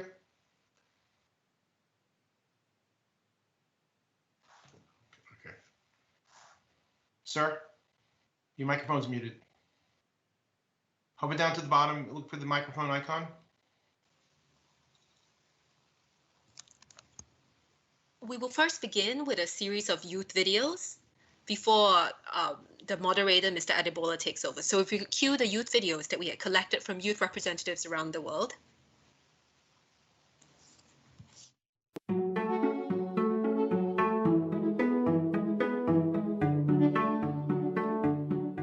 Most of the laws that have been written about human rights were before the internet, and now we need to acknowledge that what applies offline applies online as well. I hope that in this digital era, we are mindful of the social importance that gender diversity and sexual orientation diversity has in sustainable development. It is crucial to bring these populations that are typically peripheral and typically an underdog in our society and bring them to be part of the table that drafts the solution in a digital era. Meanwhile, data collection is happening on an industrial scale, and we cannot ignore the dark side of it. Hence, we need a multi-stakeholder model to understand the relationship between technology and human rights and help states to elaborate rules and policies which can guarantee that technology is deployed in a right-based and in a right consistent manner. I wish that the companies and the government will also work together with human rights lawyers and activists to ensure that a human's rights will not be infringed upon when looking for info online or just surfing the web. Everything has to be done collaboratively, and at the core there needs to be the multi-stakeholder approach in order to ensure that we have a 2030 that is more respectful and inclusive.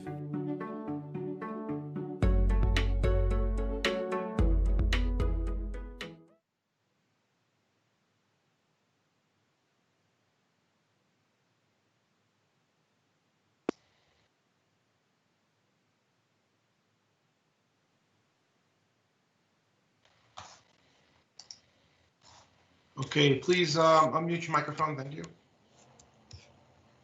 We now turn to Mr. Adebola Williams, CEO of Red Media. Adebola, are you with us, please?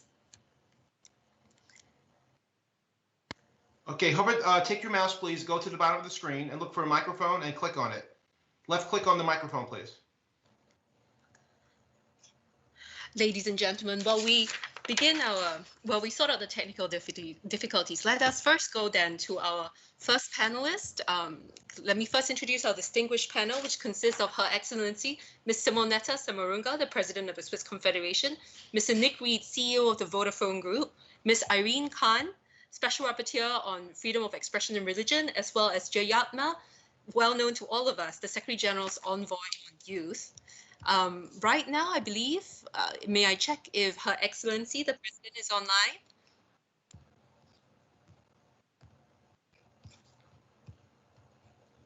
Okay. Her Excellency, yes. President Sommarunga? Yes. Yeah. Thank you so much for joining us today. We are very honored by having you at this session. We'd like to begin with your first question, where... Okay, can you hear me now? Mr. Williams, okay, are you great. now able to join us just in time?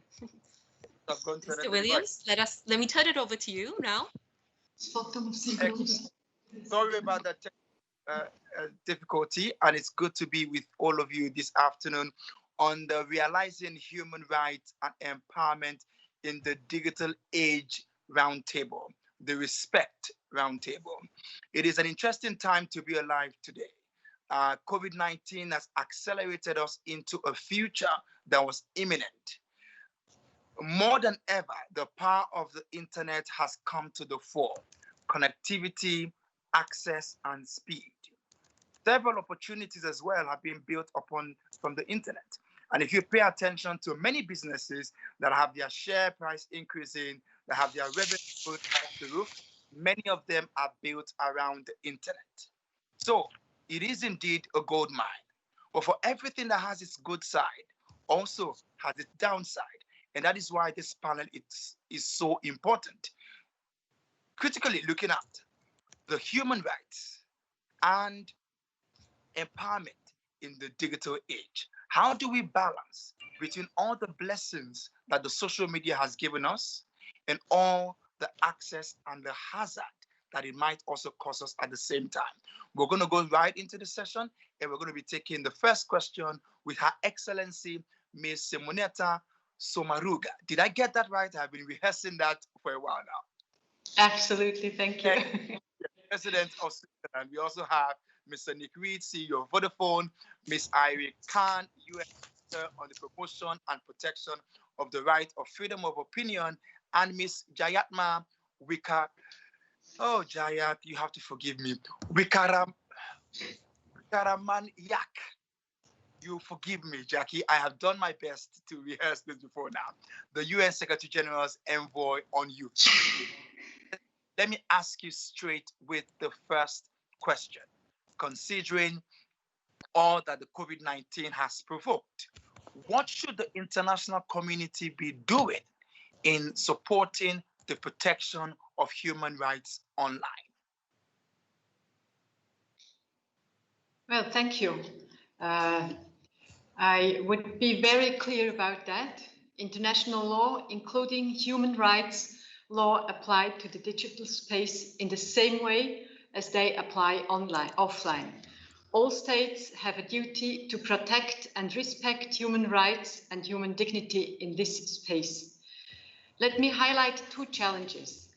First, with people moving online, we see how important it is to have access to accurate and trustworthy information, and how crucial independent journalism is, given the spread of disinformation and hate speech.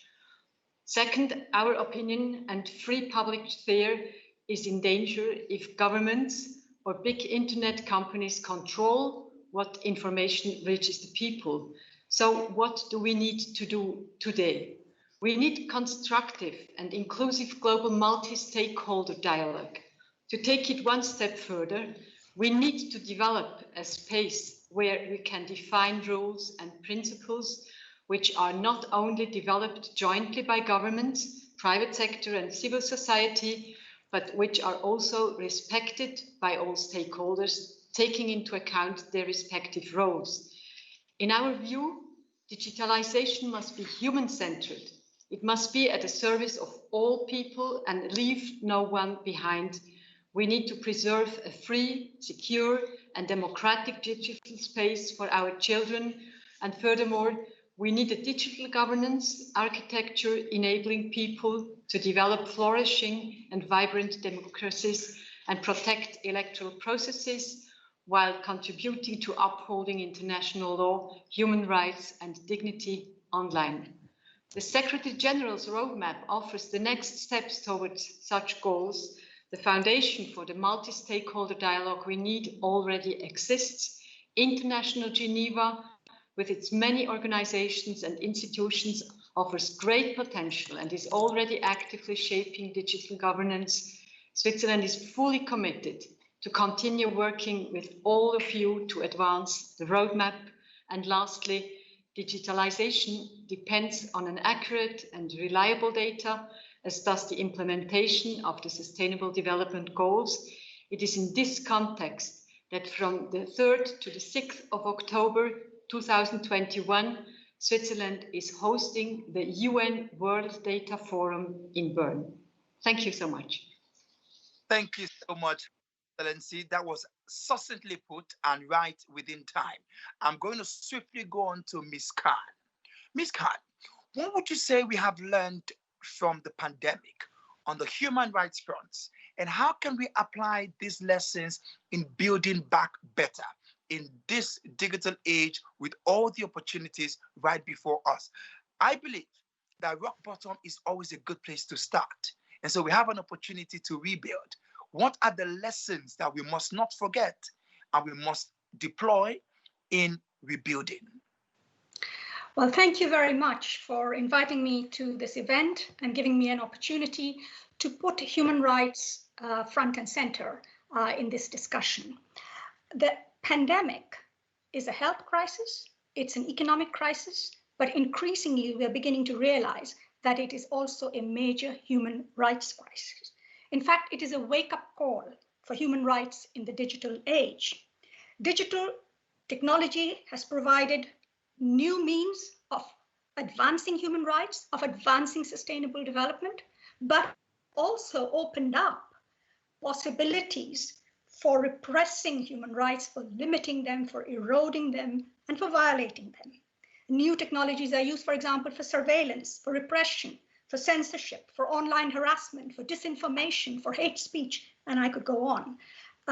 So the key message, I think, the key lesson that we must draw and remember in building back better is that the virtual world is not a human rights free zone.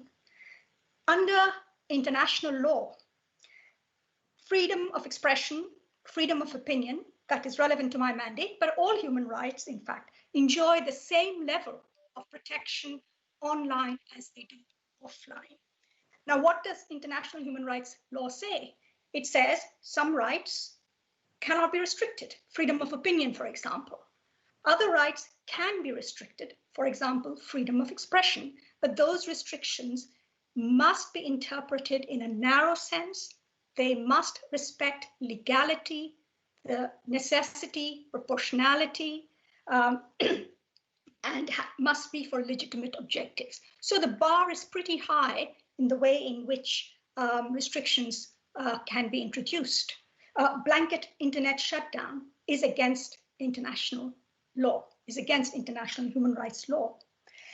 And we need to remember how important the internet has become, how important access to internet has become, because more and more essential services are being provided through internet platforms, whether it's health, whether it's education, whether it's financial services. And so we disadvantage people if they do not have access to the internet.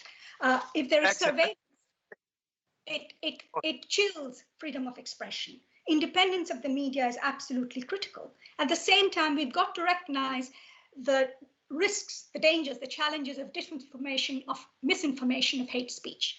So where does that actually take us? It takes us to recognizing that the gap today is not really in law or standards. It's actually in implementation and in compliance. And it is very much in understanding the roles and responsibilities of the different actors. I was very pleased to hear about the commitments that corporate actors have made, because the social media platforms, the internet search engine providers and others have huge responsibilities because of their capability, because of their outreach, because of the impact that they have on public discourse.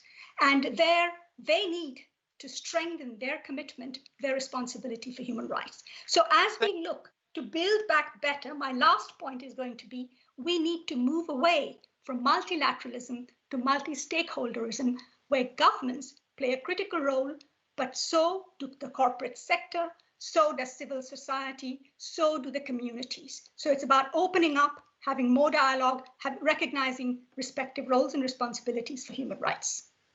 Thank you, Ms. Khan. Quite detailed remark there. I'm going to quickly go to Ms. Wikra Manayaki, and I think I did my best now, so you have to now tell me if I got it right. And I'm trying to move us quickly because we're a bit short with our time. So I would encourage that we keep our answers within about 60 seconds, because we do have quite a lot of questions to go through. So the moment you're going around 60 seconds, I will give you a cue by trying to say something. And if you just follow my cue and know that I mean, I want to take us, to the next question. Now, I've got to ask the UN Secretary General's Envoy on Youth this important question. Ms. Khan, you did mention freedom of journalists. And my friend and fellow Archbishop Tutu Fellow, Hopo Chinono, was recently arrested by the Zimbabwean government because of some tweets and some investigation he had put out as a journalist.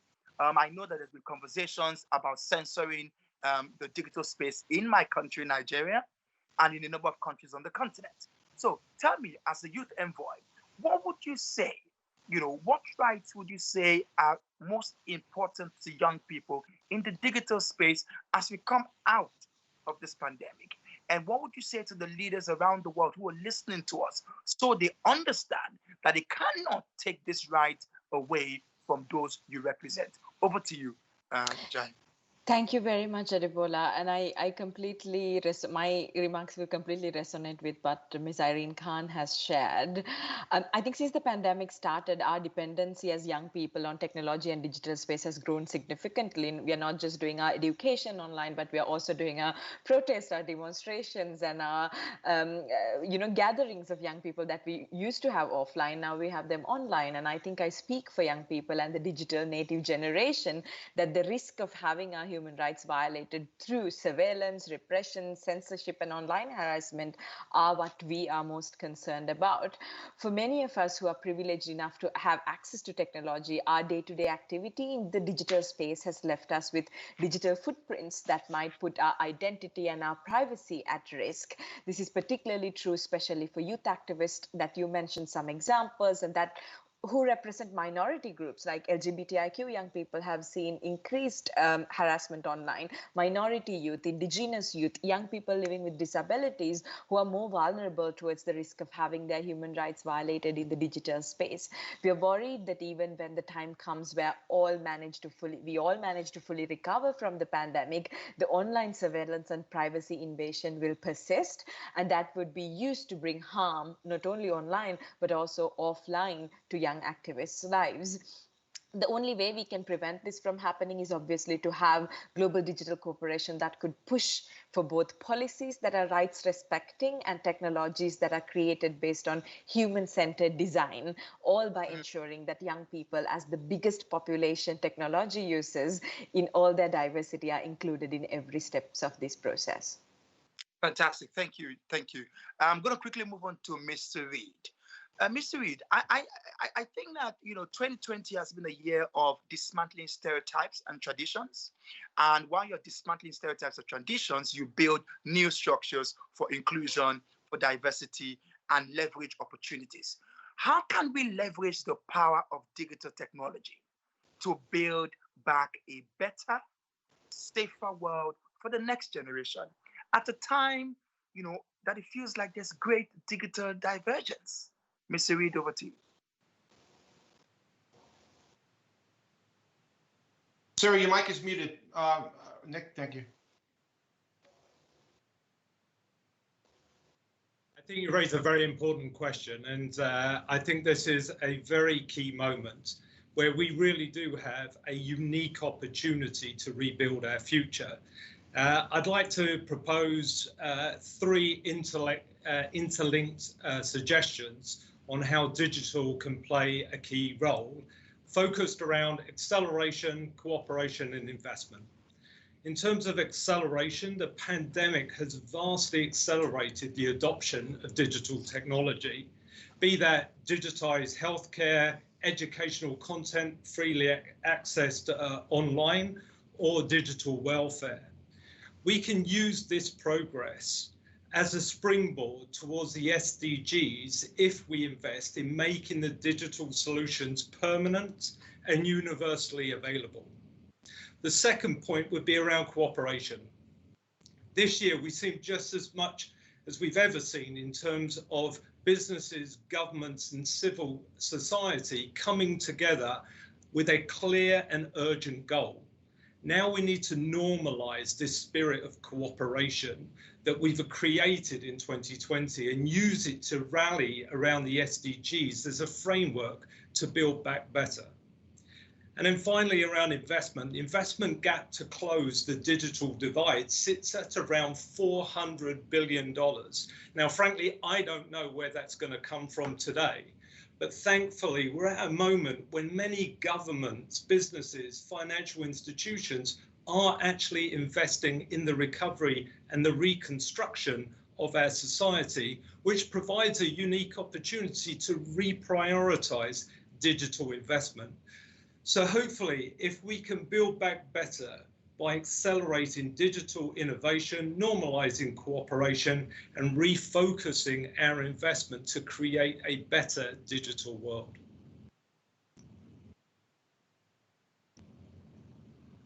Excellent. Thanks very much, Mr. Reid. Now, I'll go quickly again back to Her Excellency, President Somaruga. Online harassment continue to be on the unlike many types of most people. And again, it's the same issue with online harassment. There's been many more researches that show that women and girls were 27 times more harassed according to 2018. And 52% of young women, of young girls surveyed by Foundation this year said they've experienced online abuse. We've seen many cases of harassment, rape, victims who've even died to share their stories and being double shamed for sharing their stories online. How can government better protect girls from online harassment?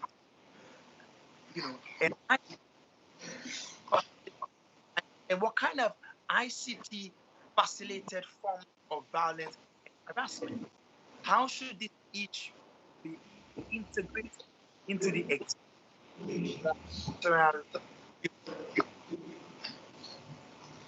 Thank you for this very important question. Unfortunately, gender-based violence and harassment occurs everywhere and in all social contexts. It causes much suffering, online and offline. Switzerland is no exception. While technological advances may provide new opportunities to strengthen human rights, we must all be aware of the risks and threats that can result from the use of new technologies, including social media. In Switzerland, a study on stalking indicates that cyber harassment is a particular challenge as it combines the problems posed by cybercrime, data protection, and protection of the person. Women and girls are disproportionately targeted by online violence, including through attacks on freedom of expression. Certain groups of women are particularly vulnerable, such as journalists, politicians, or women human rights defenders. We have also noticed a worrying increase in youth suicides due to sexting blackmail. It is essential to recall that international human rights law is fully applicable in digital spaces and must be respected. Now, what can be done? First, we need to intensify prevention measures by supporting civil society actors engaged in formulating counter-speech, raising awareness, supporting victims of cyber harassment, and training women and girls to protect themselves. Secondly, we need to reinforce national monitoring capacity to improve the databases and data quality. And finally, social media actors must strengthen their self-regulatory mechanism to eliminate gender stereotypes and address gender-based violence and discrimination against women and girls. Here too, international multi-stakeholder cooperation is urgently needed to address these challenges involving all public, private, and civil society actors. Thank you. Thank you, Your Excellency. Brilliant point. And I think I'll quickly jump to Mr. Reed, because I do believe that such progress would only be made with a partnership between the private sector and government. So, Mr. Reed, can you tell us what efforts can the private sector make to encourage a safer space online, in particular, in concert with governments? Yeah, I think despite the profound benefits of the internet, we all face the risk when using it. I can talk from personal experience over this pandemic. We had the link of the pandemic and COVID with the rollout of 5G, which put society at risk and many engineers at personal risk. So I know the profound negative implications. I think we have to tackle this on several fronts. First of all, I think companies must accept that they have a duty of care towards their users and take steps to prevent the spread of harmful or illegal content that they host. Vodafone has been an early champion of this. 3 years ago, we took a stance to block any advertising on hate speech and fake news outlets. We also work extensively with customers and communities to help recognize false information. And we've done some work specifically with the German government on a Click-Winkle program that was really focused on ensuring critical thinking and social media literacy around understanding the issues of false information. The second thing I would say is when it comes to online safety, and especially around young people, we believe that encouraging a dialogue within families is key. In the UK, we've distributed over 8 million copies of our digital parenting guide. We've also created a digital family pledge, which empowers families to set and follow digital house rules. But such dialogue is not always easy to have. And in fact, many times parents simply prevent their children from accessing this vital content. So through our partnership with Girl Effect, we've been working to build trust with parents to allow their daughters to access pre-vetted content. Over 7.5 million girls have used that service across Africa.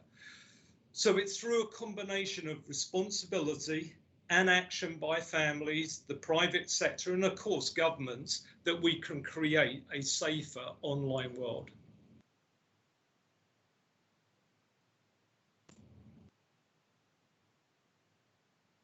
Thank you, Mr. Reid. Ms. Kat, how has online harassment of women caused setbacks for women in terms of their right to freedom of expression? Well, what happens when women are attacked online, it has a chilling effect on women willing to then speak out. It is ironic, this year is the 25th anniversary of the Beijing Declaration. And on this 25th anniversary, we see a spike on sexual and gender-based violence in homes, as well as online. We see women who are attacked online can also then face violence offline. So we see actually a sort of an increased intensification of attack. And that is putting women back into silence again. Women have come out, they have spoken out, they are organizing, they are speaking out, but they're facing this double threat of what happens in their real lives and what happens in the virtual world. And therefore, I was very pleased to hear Mr. Reid's description of how Vodafone can actually, companies, corporations, social platforms, social media platforms can take action, how they can act to improve the situation for women and girls. But states and governments also have a responsibility, first of all, in criminalizing sexual and gender-based violence online, as they have done offline, and ensuring that law enforcement authorities are aware of that. I think there is a role for education and awareness, and there is a role for protection and service for women, and particularly for involving women in these strategies to end violence against women. It's worked in the real world, it must work in the online world, virtual world as well. Thank you, Ms. Kad. Ms. Wikra Maniaki, what have you been hearing from young girls in terms of facing online harassment and violence? And how do young people think the issue should be resolved? Because I think that a big part of what the world is missing today is actually hearing from those who are affected. So in your work as the Secretary General's Youth Envoy, what have you heard and what have they said as ways to solve and protect them? Thank you, Adebola. I wish I could tell you that I haven't been hearing much, but unfortunately, that's not the reality. The digital space is often not the safest and the friendliest space for young women and girls. And as data have shown, and the previous speakers mentioned, many young women and girls experience harassment and violence online, myself included. From cyber stalking to cyberbullying to catfishing to identity theft, young women and girls face these in the digital world every single day. So the digital space unfortunately had made it easier for online harassment and violence to take place because of the possibility of perpetrators hiding behind anonymous or fake profiles. Although now we could see the power of online communities standing behind young female survivors who have come out with their stories through campaigns like the Me Too movement and others, the open nature of the internet also brings challenges in protecting the identity of survivors in real life. This might make young women even more discouraged to demand accountability and seek justice online for the online and offline harm that they have been going through. When the digital space fails to address this, the digital space is then enabling a world that encourages young women to keep quiet and a world that silences the voices of young women. So for us as young people, this issue must be resolved immediately in designing solutions that can protect young women and girls from online harassment violence. So policymakers must ensure the protection of victims of online harassment, ensure that there is a clear, accessible and non-biased reporting mechanism for victims, as well as just and fair law enforcement processes to demand justice, consult with young survivors and include their voices in the solution creation process, and most importantly, invest in educating young people and invest in youth-led solutions that addresses these issues. Thank you. You couldn't have said it any better. And this is a good point to segue into the final phase of our conversation, privacy and data protection. This privacy and data protection also happens to be a very key topic, in the roadmap for digital cooperation set by the Secretary General. So let me ask Her Excellency, Madam President, how can governments and political leadership better respond to challenges in the governance of data? And are there existing structures adequate to respond to this and other challenges in governing the digital space? Madam President, if you give us this quickly in 60 to 90 seconds. Thank you. Thank you. With regard to data governance, we think that we need to put people in control of their data. The protection of personal data is necessary, but not enough. We need to ensure that people can actually control their data and that they have a fair say in the development of public and private services based on such data. In Switzerland, we are currently working on an initiative to create the necessary environment for individuals to participate in a digital ecosystem in a self-determined way. Regarding the existing digital governance structures, we think it is time for updating them in order to make them fitter for today's world. The UN Secretary General's roadmap and its commitment with an Internet Governance Forum Plus is an important milestone towards a more effective digital governance able to respond to challenges posed, for example, by data governance.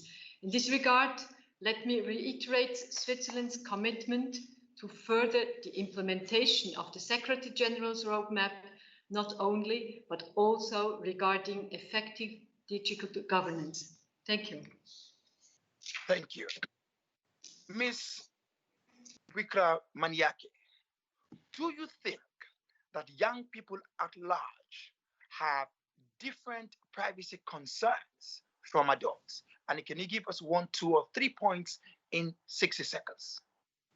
Thank you very much. I think the most distinguished difference is that being born as digital natives make us young people to be exposed to the risk of privacy violations and lack of data protection from a very early age. I'm a millennial and I feel like I grew up with the internet, but Gen Z, for an example, were born directly into the internet era. So compared to older generations who had to adopt to the internet, to adopt to digitalization and technology in their adult life, many young people were born and raised into the digital space without fully knowing the risks and consequences that comes with it. So in other words, young people really don't have a choice.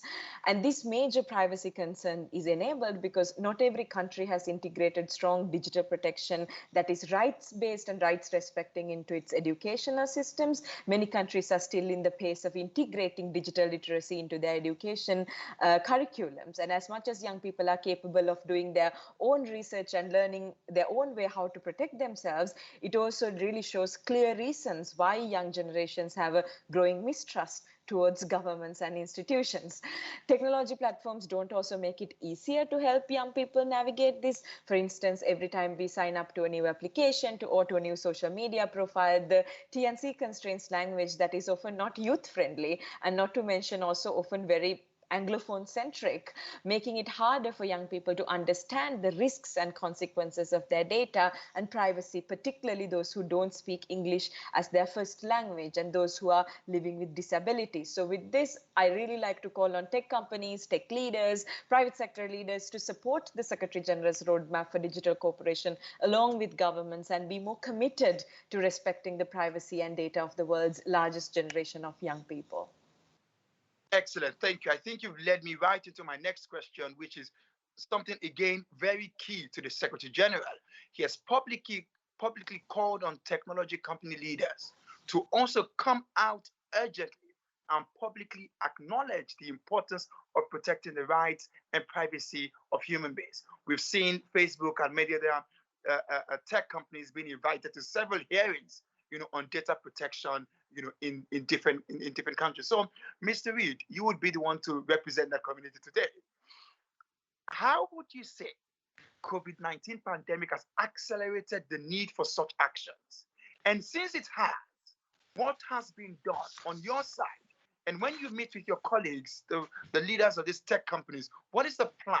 What are they planning to do? We need some responsibility, some accountability on this issue.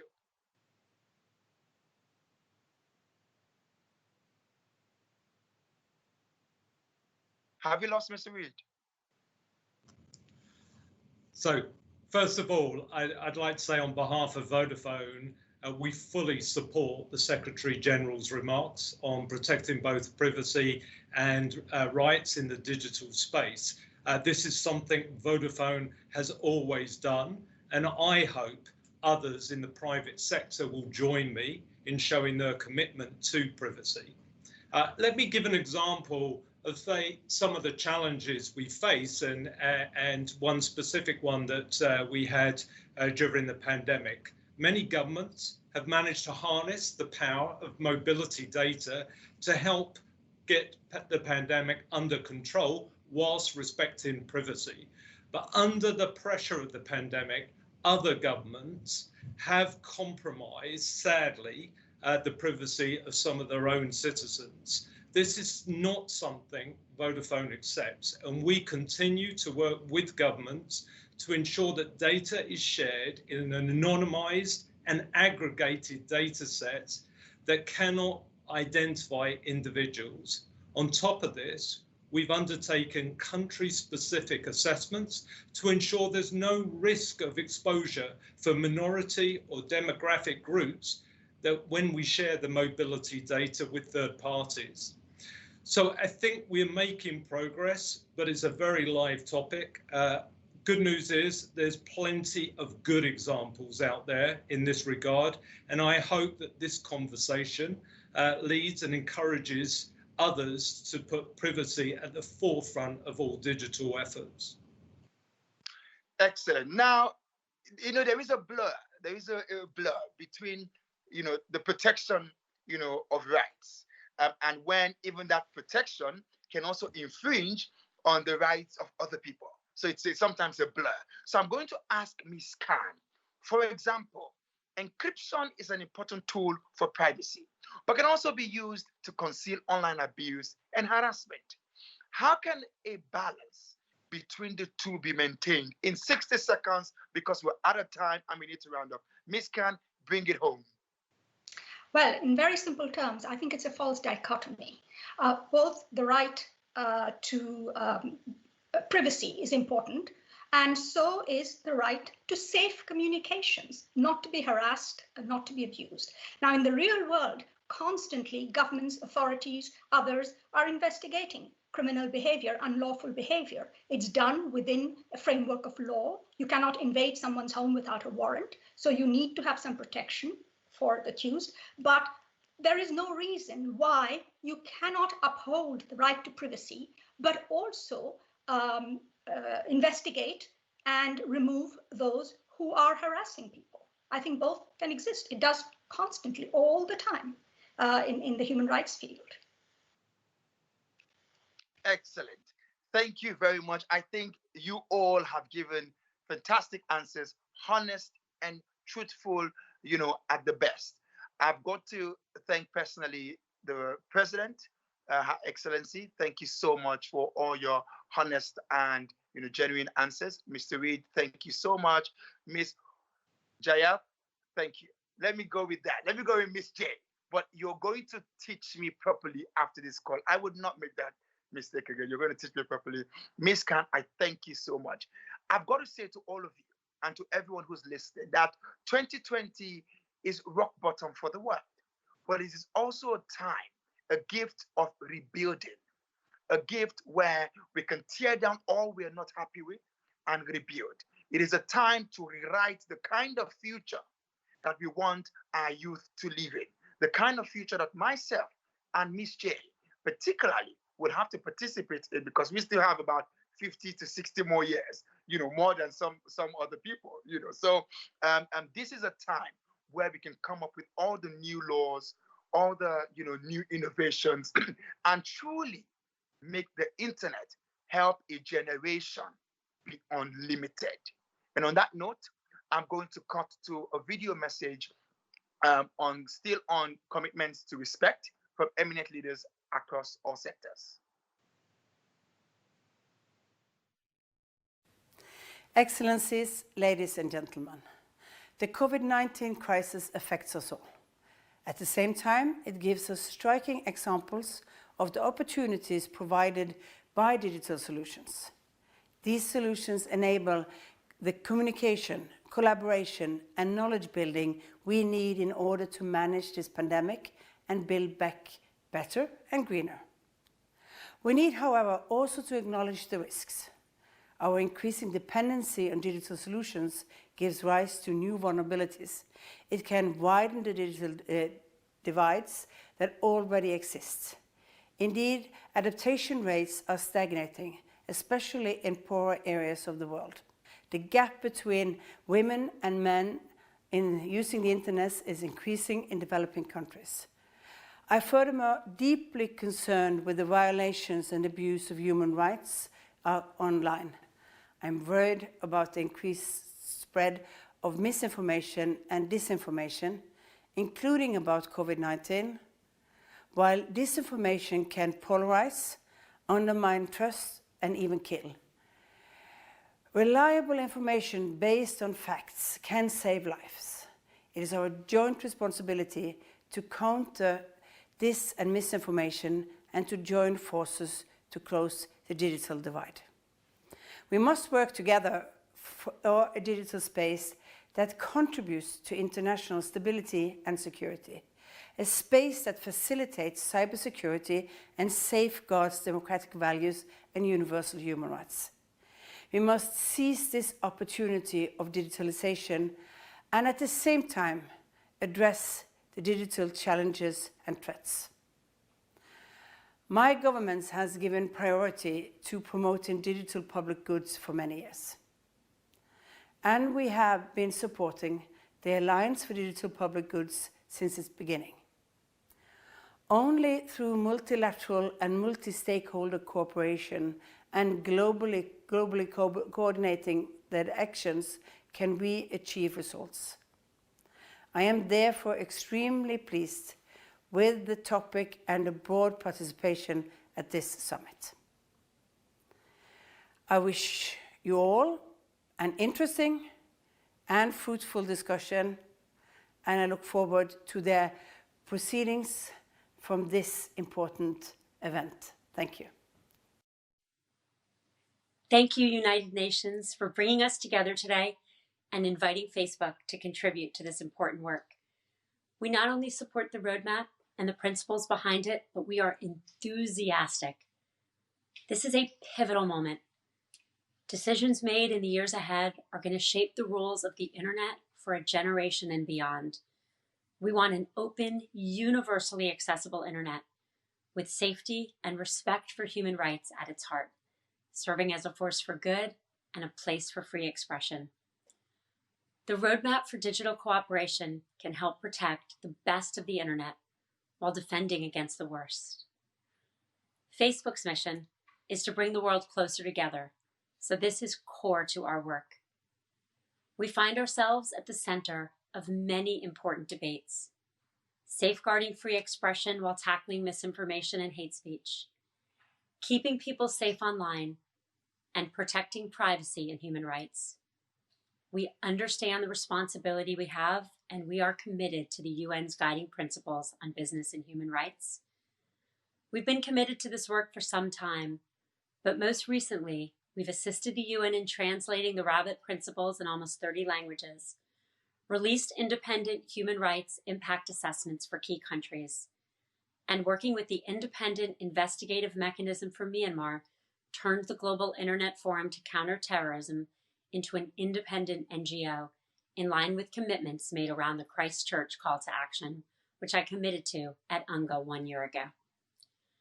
As we work to improve our own policies, products, and processes, we support regulation as well, not reluctantly or begrudgingly, but because we believe new rules for the internet are essential to its future success. These issues are too important to be left to any private companies alone. And as governments, NGOs, and private companies and others work together in a spirit of cooperation now and in the years ahead, we will play our part openly and responsibly. Thank you. Excellencies, ladies and gentlemen, I am Takahito Tokita, CEO of Fujitsu. It is my great pleasure and honor to deliver this message. First, I cannot start without mentioning the oppressive shadow of the pandemic and how it is rapidly and completely changing our lives. I deeply emphasize with everyone affected. We are navigating an uncertain and volatile world.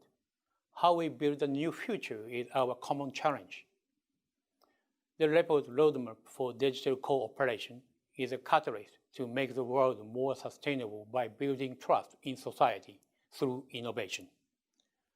Fujitsu is advocating its importance in our digital ecosystem. Harnessing the power of digital transformation in a human-centric way is a key for sustainable value creation for all.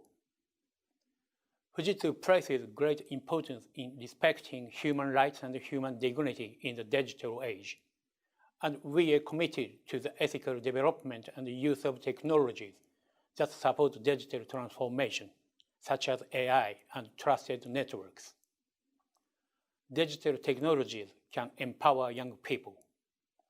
To unleash their full potential, we need multi-stakeholder cooperation, such as public-private partnerships, to foster digital trust. Finally, I appreciate this opportunity and look forward to closely working with you to make the world more sustainable in the digital age. My name is Joe Steele, a director at Access Now. Our mission is to defend and extend the digital rights of users at risk around the world. We support the call for change from Hong Kong to Portland that's being driven by young people demanding justice and respect for human rights on and offline. But we can't rely upon the next generation to fix the problems that we created. That responsibility lies with the generation that created the problems, in the institutions that failed us, especially the most marginalized and vulnerable around the world. I'd like to put forward 3 challenges that we must address to fully respect human rights: datafication, disconnection, and silencing. First, there is more data collected on us than any generation before. That data is collected from birth, from the first Instagram photo, all the way to increasingly surveilled schools. Second is disconnection. Young people, particularly girls, remain disproportionately disconnected. This digital segregation has a dire impact on education, on employment, and on identity. Try being offline for a few hours in the era of COVID, if not an entire lifetime. And the silencing. We're witnessing new internet shutdowns in Ethiopia, in Belarus. Speech is being censored, content criminalized, entire platforms taken offline. So amongst those 3 issues, we're calling for 3 concrete actions to safeguard and respect digital rights for future generations. The first is an end to non-consensual data collection, usage, storage, and sale. The second is an investment in a renewed global pledge to bring everybody online meaningfully. And thirdly, an ending of internet shutdowns and unlawful censorship. It's on us to accelerate digital cooperation with human rights across these 3 issues at the center. Thank you very much. COVID-19 is accelerating an already rapid digital transformation.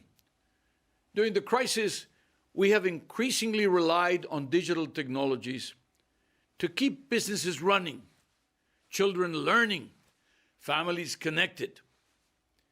We must now set our sights on shaping digital policies for an inclusive, green, and resilient recovery. At the OECD, we are revising our recommendation on broadband development to promote widespread, affordable, and high-quality communication services that can help narrow the digital divide. And we're also providing leadership in technology governance. Last year, we launched the first ever intergovernmental standard for the responsible stewardship of trustworthy artificial intelligence. The OECD AI principles provide guidance to encourage innovation and trust in artificial intelligence systems, ensuring respect for human rights and democratic values.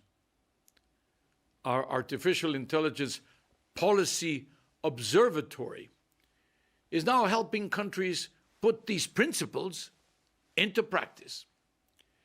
And as we think about a digital future, we're thinking about the leaders of tomorrow. The OECD is actively working with policymakers and stakeholders to help create a safe and beneficial digital environment for children. So, dear friends, ladies and gentlemen, Secretary General, the OECD is more committed than ever to helping countries place inclusive, people-centered digital policies at the heart of their agendas. We look forward to working with all of you. Together, we can build back better.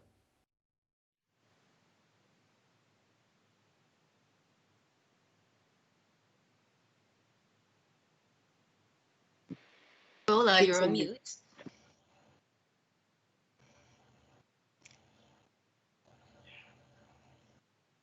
Excellent. That was a powerful message that sums up everything we have discussed today. This is a time to rebuild, to redesign, and to rewrite the future that we want to create. I thank again all the panelists, the participants, the audiences. This concludes the Respect segment. And now we'll have a few more videos, from young people on protecting the digital age, cyber threats, and child online safety. I think I'll be handing over to Samir Saran, who will be moderating the concluding roundtable on Protect. Thank you, and bye-bye for now.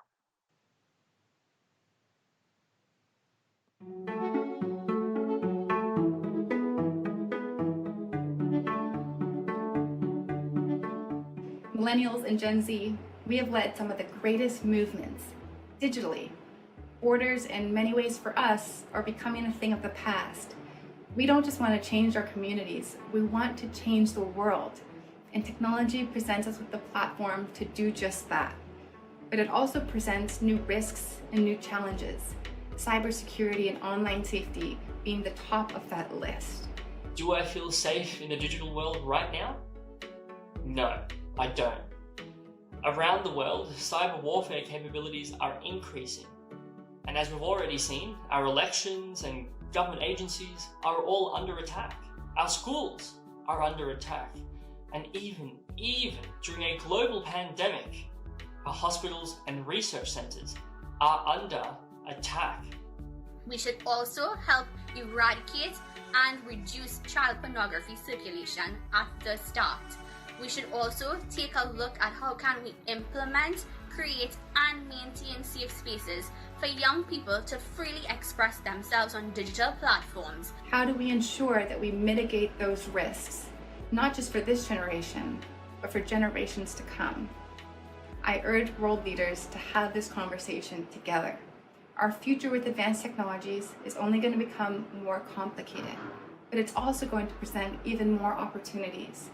In order to extract them to their full potential, We have to decide now, what do we want this future to look like?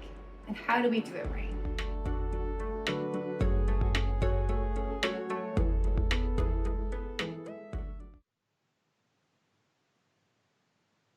Good evening, good morning, good afternoon, wherever you are. Welcome back to the second session of the high-level event on digital cooperation, action today for future generations, under the theme, Protect the Digital Age, Combating Cyber Threats and Child Online Harms. We have a lot in store for you over the next 1 hour and 15 minutes. We have a very special speaker who will frame this conversation for us with the keynote. We will have a hopefully engaging discussion on some of the key aspects of the primary theme of the session. And thereafter, we have eminent leaders committing to protect the digital age, and also a special performance at the very end. More on that later. At this time, it's my honor and privilege to welcome Her Majesty Queen Sylvia of Sweden to deliver the opening remarks. Her Majesty Queen Sylvia has devoted a lifetime in protecting children and steering young adults to their leadership. She has incubated initiatives, foundations, and actions that have supported this very important cause for much of her adult life. And now as we move to the digital age, her leadership would be crucial in steering us to a digital age of digital prosperity. With that, let me invite Her Majesty Queen Sylvia to take the mic now. Over to you. Your Excellencies, ladies and gentlemen, it was with great pleasure that I accepted the invitation to address you today. I wanted to share with you my deep concern about the growing threats to children and youth online.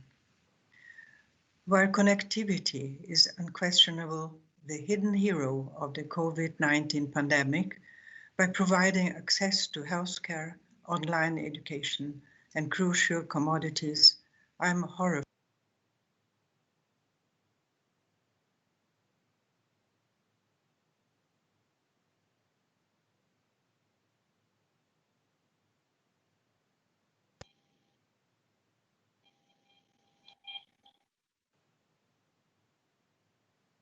Your Majesty, I believe your microphone might be muted. If you might. Mute.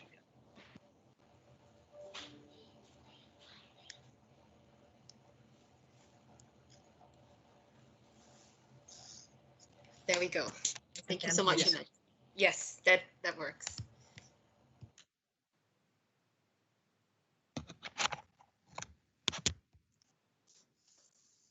Your Excellencies, ladies and gentlemen, it was with great pleasure that I accepted the invitation to address you today.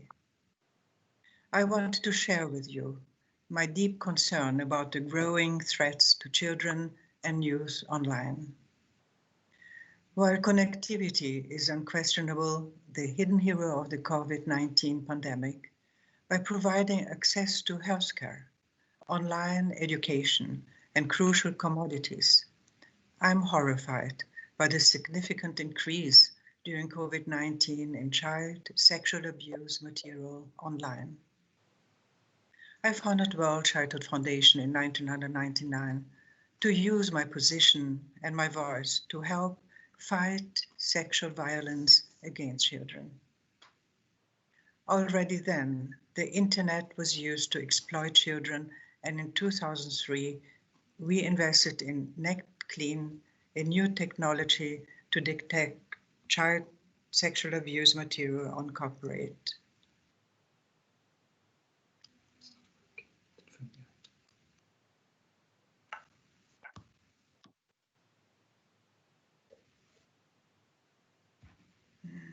Thank you, Your Majesty. Back to you, Samir.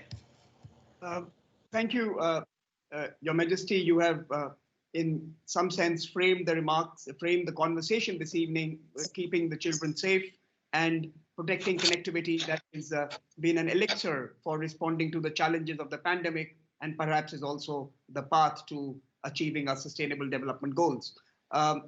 We are now going to be engaging in a conversation between the panelists. We have a very eminent panel that comprises of Her Excellency Epsi Campbell Barr, Vice President Costa Rica, Mr. Peter Maurer, President ICRC, Mr. Brad Smith, President Microsoft, and Ms. Jeanette Bovell, model and founder of WayTalks, and one of the video evangelists you heard earlier this evening, someone who's trying to change the world bits and bytes at a time.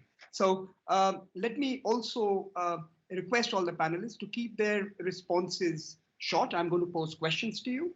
I will give you 2 minutes to respond to that question. There are a series of 3 questions I want to pose to all of you, and I'll come back to you if we have some time later to engage on any deeper conversation that you may want. Thereafter, once this panel is over, we will move to the next stage of this evening, where we will have eminent persons express their commitment to protect the digital age, followed by a very special performance. So with that, let me now engage in the discussion on topic 1, which is Secretary General's Roadmap on Digital Trust and Security. Let me pose the first question to Her Excellency, Epsi Campbell-Barr. Madam, digital technologies have a profound power to accelerate our global progress towards the SDGs. At the same time, we have seen the great risk posed by digital technologies when misused. How can we harness the promise of technologies while mitigating its peril for future generations? Over to you, Madam. You have 2 minutes, and you will have to unmute yourself.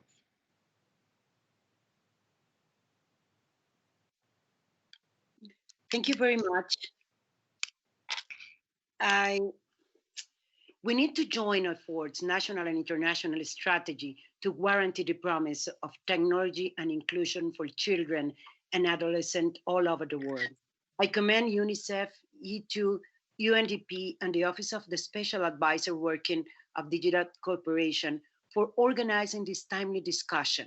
Costa Rica highly values the roles of information and communication technology, is harnessing well-being and sustainable development, and welcomes the recommendation of the Secretary General in round-down map to digital cooperation. As a country with a long-standing commitment to an inclusive development agenda, we believe that the promises of technology lies is our human capital and its potential of exploiting these resources and their creativity. Our duty as leader is to provide the tools and the opportunity to let them blossom. While our societies continue to cope with the impacts of COVID-19, the pandemic is accelerating dramatically technological change, and we now face the need of adapting even in situation of fiscal tightness, of high indebtedness, effective and swift response to prevent a new lost decade. Today, more than ever, we need to act united. The support of private sector, international organization, and civil society is urgent to ensure the right of access to quality education for all boys, girls, and adolescents. As a Vice President of Costa Rica and a champion of the Generation Unlimited, I make a call to urgently mobilize all the necessary resources to guarantee rapid and sustained access to technologies. Thank you very much. Thank you, Excellency. Let me turn to Mr. Maurer, noting that the ICRC mandate is to protect the most vulnerable in situations of armed conflict. Before I rephrase and repeat my question, can I request everyone to mute their mics? We are going to be otherwise struggling with echoes. So those who are not speaking can mute their mics. Thank you. So let me repeat the question, Mr. Maurer, noting that you have a mandate to protect those most vulnerable to situations of armed conflict. And this is something that is particularly salient to what I call hot peace in the digital medium. The Secretary General's roadmap details several challenges of digital security and the broader implications of this on development. From your perspective at ICRC, where do you see the greatest online threat for young people? Thank you very much. On my side, let me first appreciate the Secretary General's roadmap. It's a framework for engagement which we very much can relate.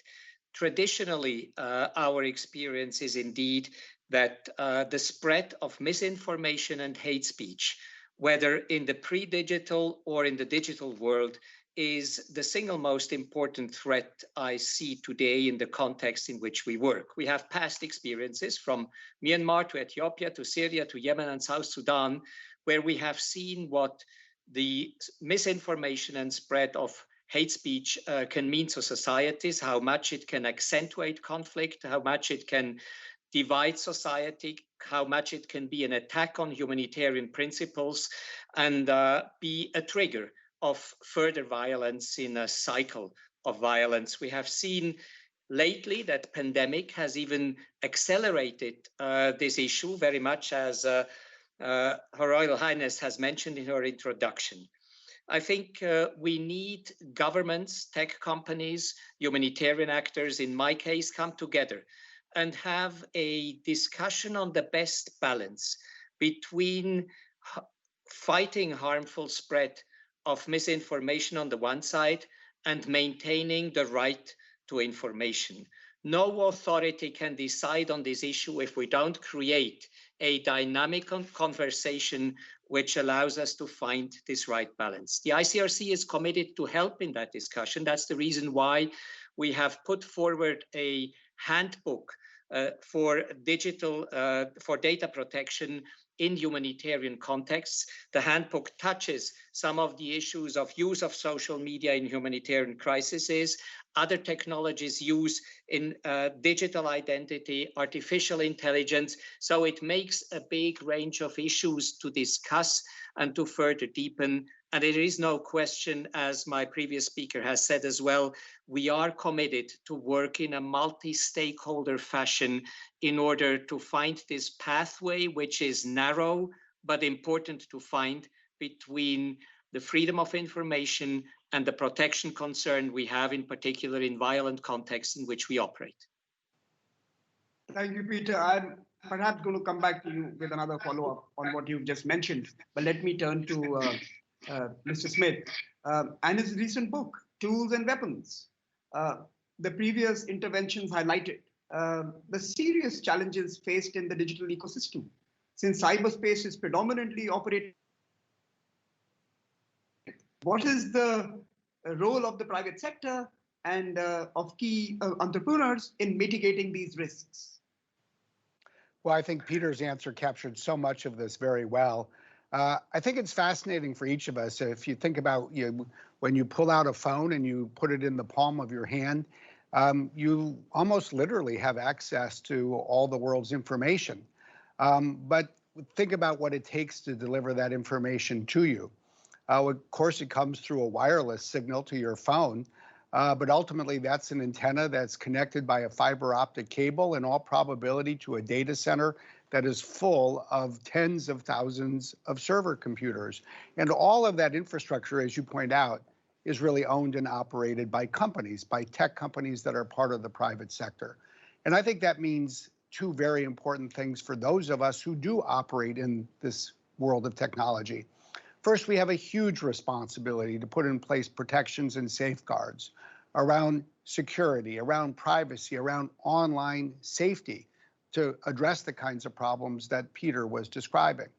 And I think second, we need to do more than work by ourselves. We need to work together.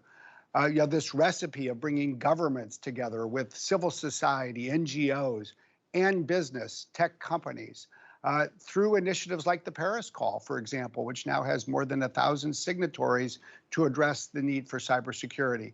I think that points us in some of the directions in which we need to head. Since we are talking about digital futures and those who are going to be most implicated happen to be the young folks, and Brad, that is not you and me. So it's important to hear from them.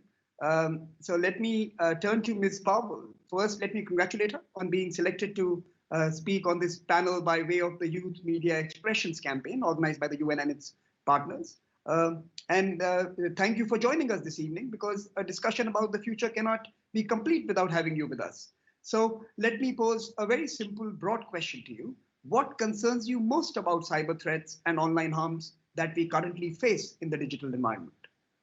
Thank you, and thank you so much for having me. Young people have to make a trade-off between accessing online homework assignments and their safety and well-being, and that's unacceptable.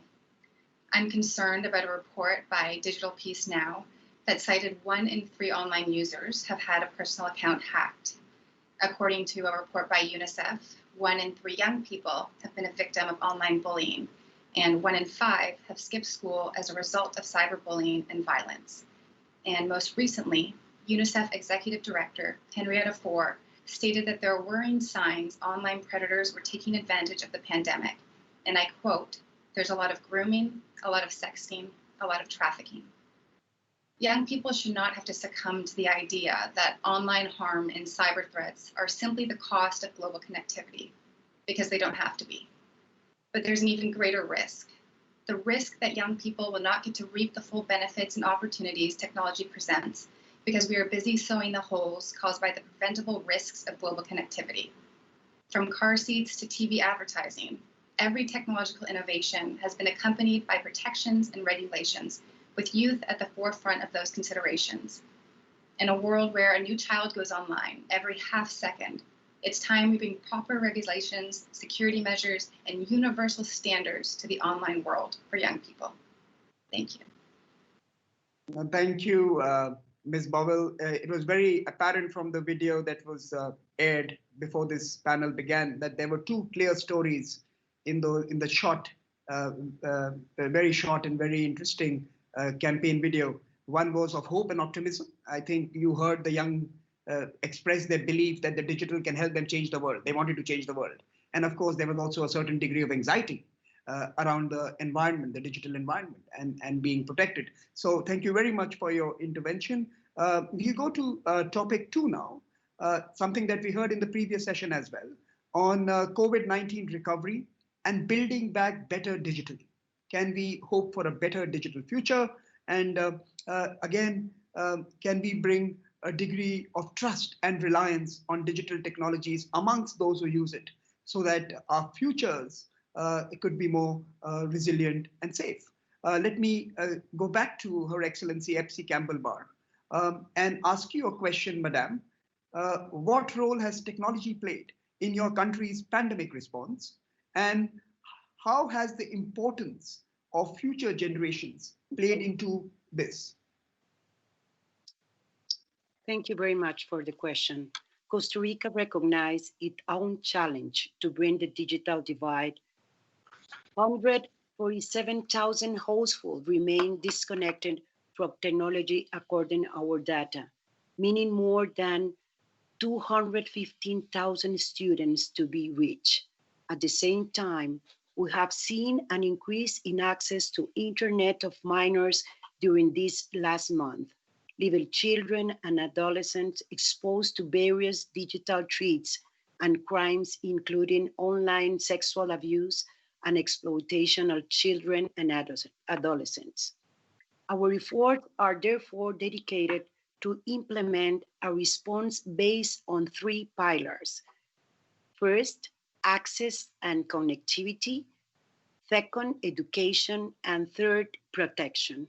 First, we implement with the private sector the program Connected Homes to provide connection and device to families in situation of need.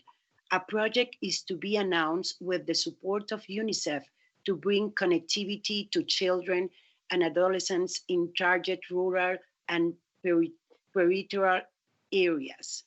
The government has introduced a bill to create the National Digital Literacy Program, a whole of government strategy that aims to achieve connectivity for all education centers, ensure that every student can make a safe use of technological device, connection and teaching materials, and create infrastructure for community connectivity.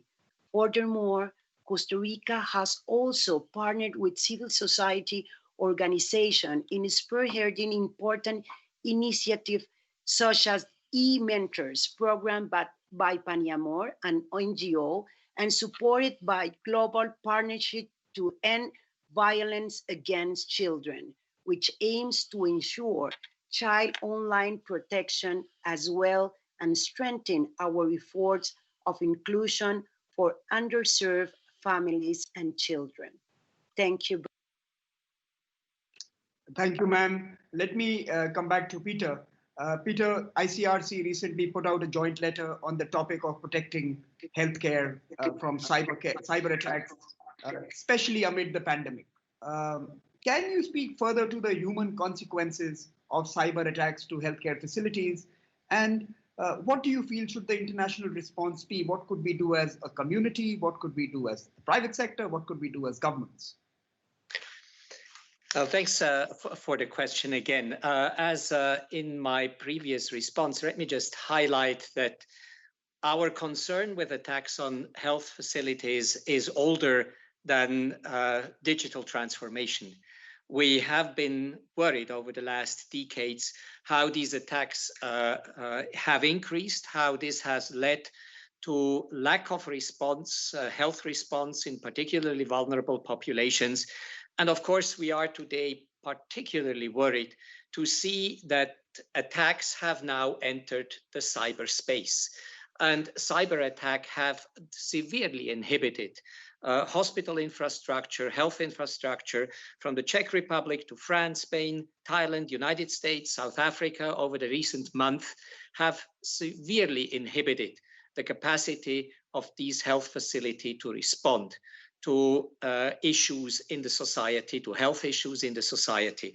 So when, very frankly, Brad and I started to talk about this issue, we were at the beginning more ambitious because we said we need to go beyond health facility. There is a bigger issue of disrespect of international humanitarian law in cyberspace. But we decided that health facilities were so strategic, so elementary, that we would probably gather more consensus around a broad alliance of private public figures, which would stand for the prohibition of health attacks through the cyberspace.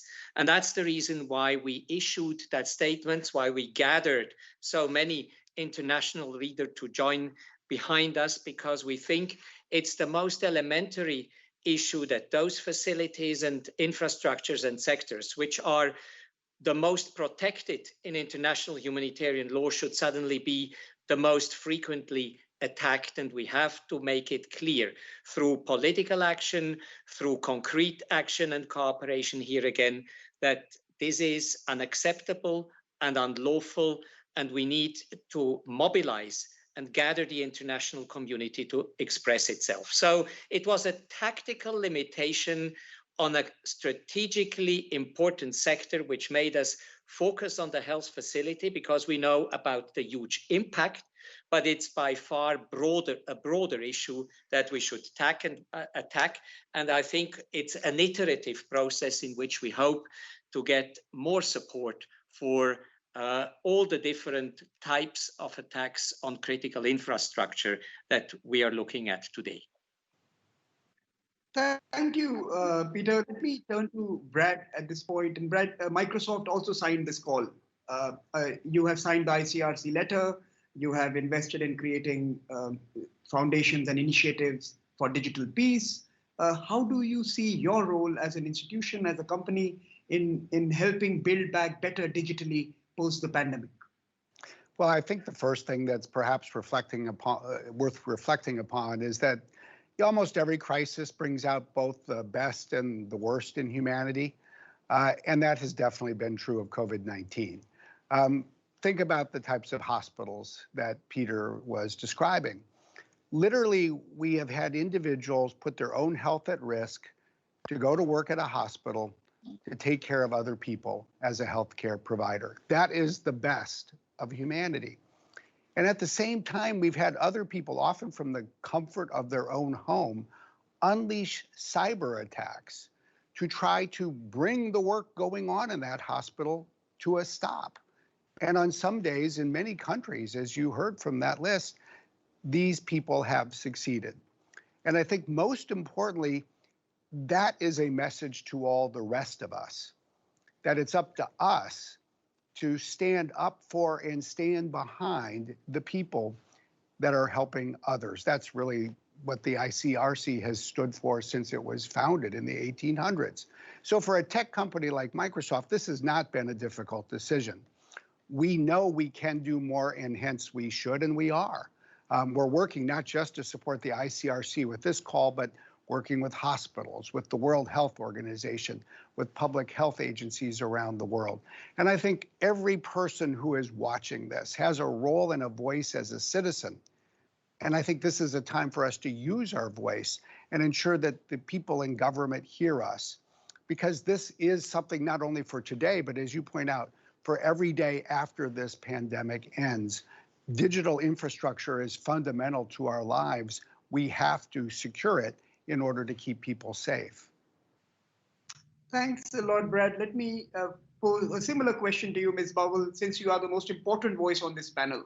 If you had one urgent request to make to world leaders, to business leaders, to institution leaders, many of them are here, what would that request be in terms of building back better digitally post-COVID-19? Thank you for your question. Well, as a millennial, my offline and online worlds have been informally blended since childhood. But COVID-19 has demonstrated that the role digital networks play in both our lives and our economy can no longer be deemed as secondary or informal. Within a matter of days, these networks became the backbone of how we moved life forward, how we went to school, how we went to work, how we went to medical appointments. And it's become increasingly clear that the private sector, in many ways, has become our first line of defense in this new digital horizon, which means channels of communication and transparency and co-creation of rules and regulations between the private and public sector has never been so important. Most recently, the world had its first loss of life as a result of a cyber attack on a hospital in Germany, and it was the private sector we turned to for support.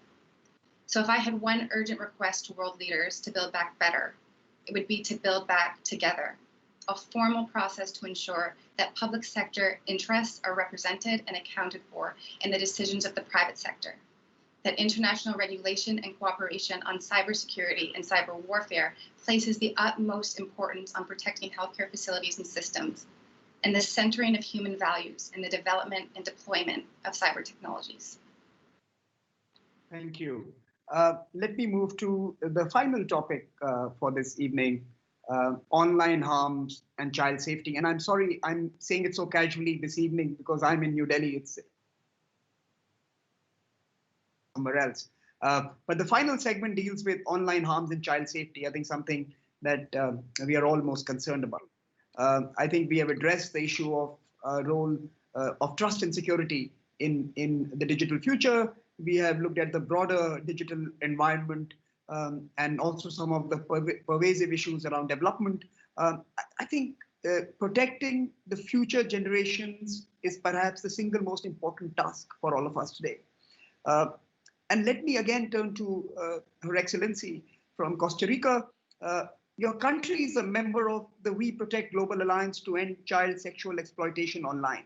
How have your country and your partners' countries responded to this challenge of protecting young people and in particular children online?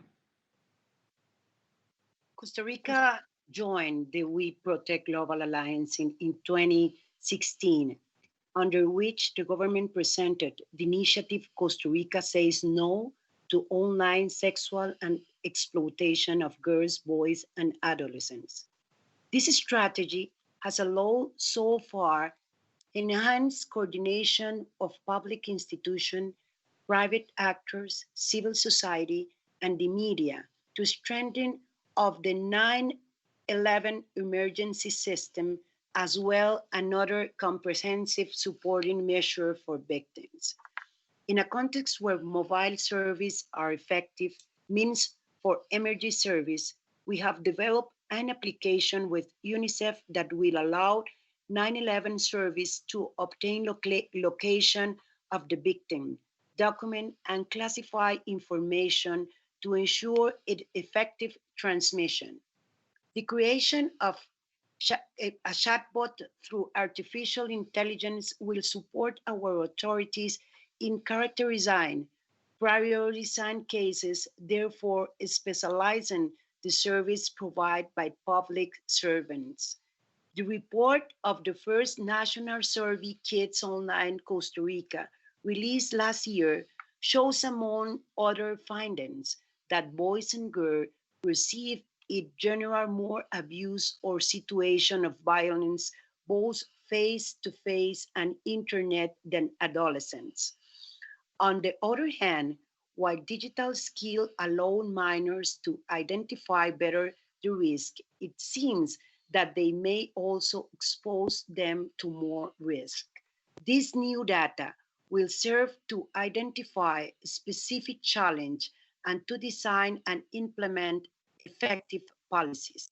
Finally, it is of utmost importance to address and eradicate the experience of discrimination and exploitation in digital world, especially for girls and adolescents, including those who experience multiple and intersecting identities like sexual, ethnic, race, etc. We must make greater effort to provide the skills and abilities for life that will not only allow them to get professional outcome, but fulfill their potential of ideas, leadership, and faith towards a new reality based on inclusion, equality, and solidarity. Thank you very much. Thank you. Brad, let me turn to you this time first. The New York Times ran a series in 2019 about the issue of child sexual exploitation and abuse online.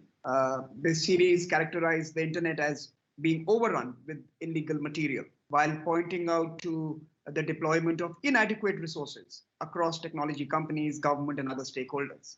Where do you think additional investments need to be made? Can we build capacities to respond to this menace fast enough?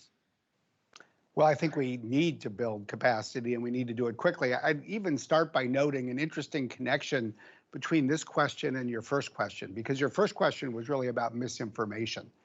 And I think what the New York Times reminded us of, among other things, is that one of the best protections against misinformation is a traditional press that is not only free, but is healthy, is prosperous, and even vigorous. And frankly, what the New York Times did last year was remind us, all of us who work in the tech sector, including at Microsoft, that we need to do better. They, in effect, were holding us accountable. And I think that is good for the world. For me, as somebody who works at Microsoft, it was, frankly, a good lesson, because a decade ago, we pioneered a lot of the technology that improved the protection of children online. A technology called PhotoDNA, for example, that we then shared with the rest of the industry. But unfortunately, as the internet has evolved, as video has increasingly replaced photos, as we have live conversations, we have new threats to children. And so what we've realized is that first, as individual tech companies, we need to build stronger safeguards. We need to put more people in place in key positions to build more safeguards. Second, we need to do more together. This is a space where I think our industry does best when we collaborate rather than compete. Let's pool our resources and invest in more research and development together. And people are now focusing on that. But ultimately, this is another reminder that we need governments, we need NGOs, humanitarian organizations, and tech companies to work together. That's how we've traditionally made progress in this space. And I think we're seeing a renewed call for that. And that's a good thing, too.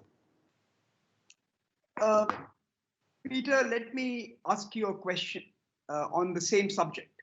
And let me let me break protocol and draw from one of the tweets you tweeted out just before this panel on protecting data for a safe digital age. I think you referred to the importance of protecting individual data.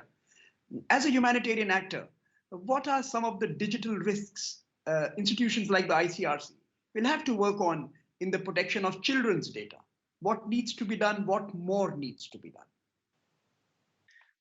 with our commitment to protect the weakest, it is obvious that children and youth are amongst those our focus is on particularly. If you look at a humanitarian organization like the ICRC, in order to deliver on our mandate, on our work, we do hold data on children in detention, children associated with armed groups, children who are migrants, who have been separated from their families and whom we try to reunite with their families. These are all extremely sensitive data.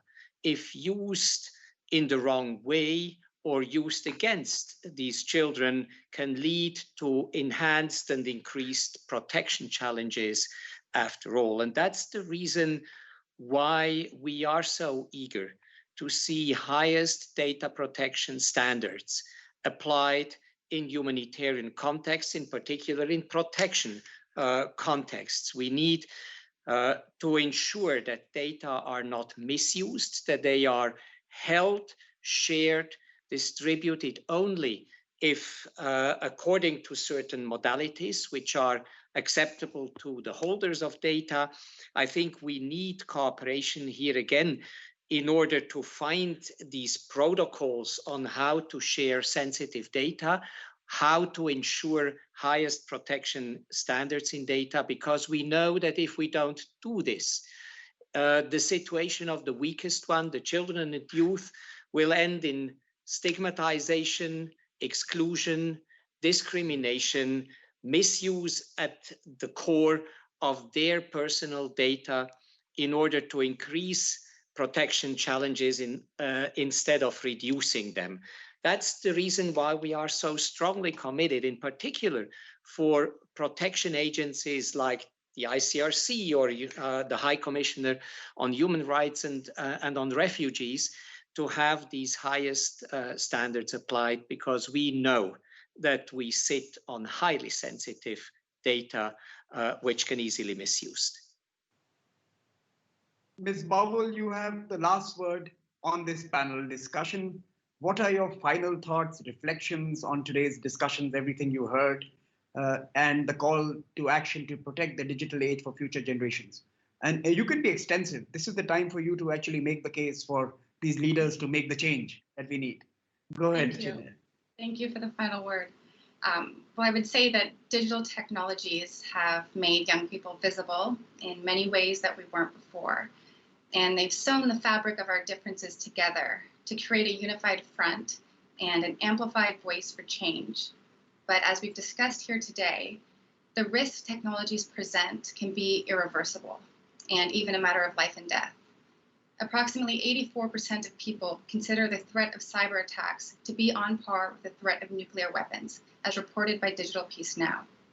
This is the first time in history where battlegrounds exist in the pockets of children, the homes of families, and the lobbies of hospitals.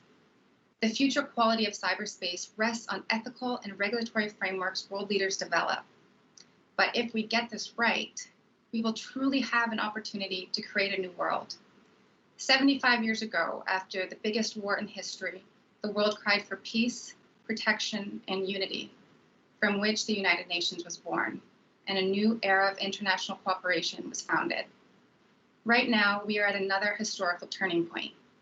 Technology has given us an opportunity to redefine our values and our economic and social realities.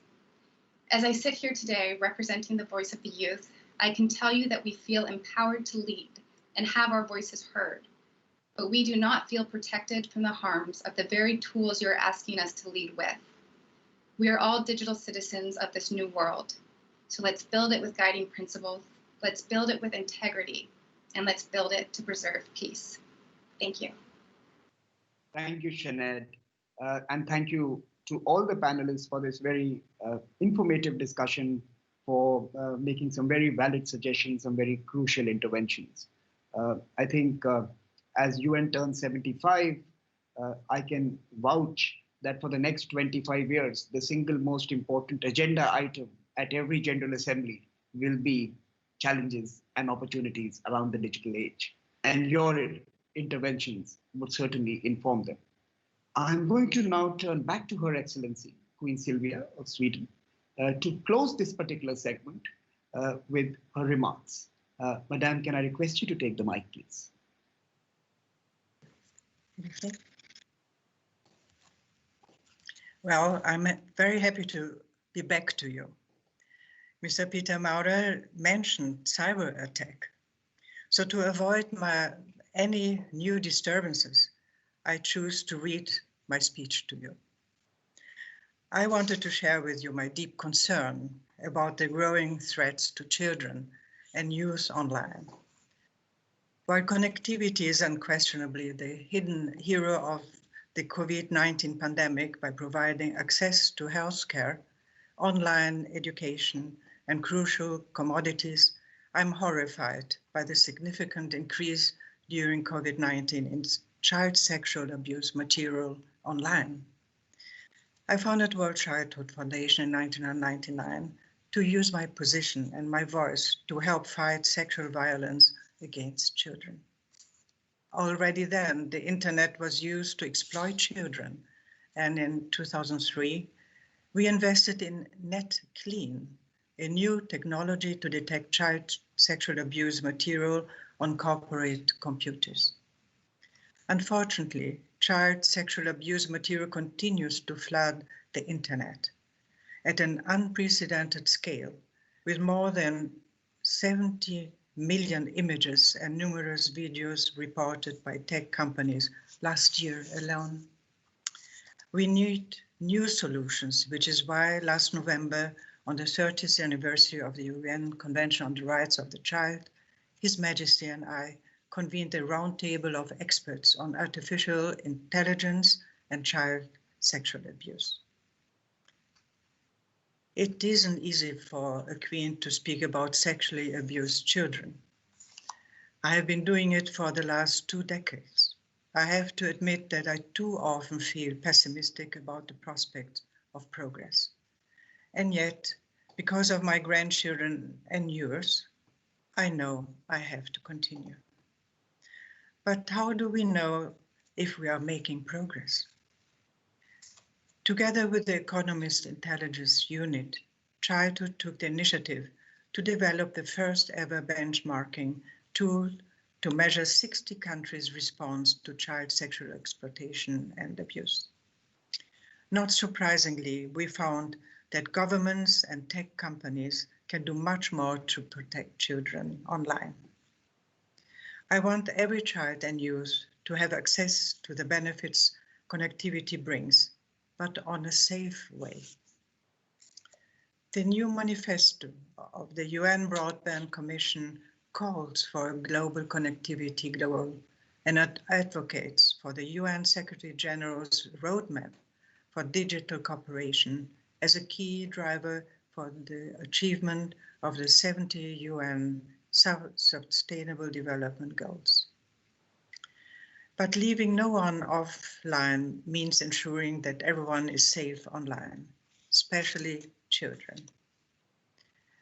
World Childhood Foundation, a commissioner of the UN Broadband Commission, together with partners like ITU, UNICEF, WHO, and the Global Partnership to End Violence Against Children, is leading the work on making the internet safer for children.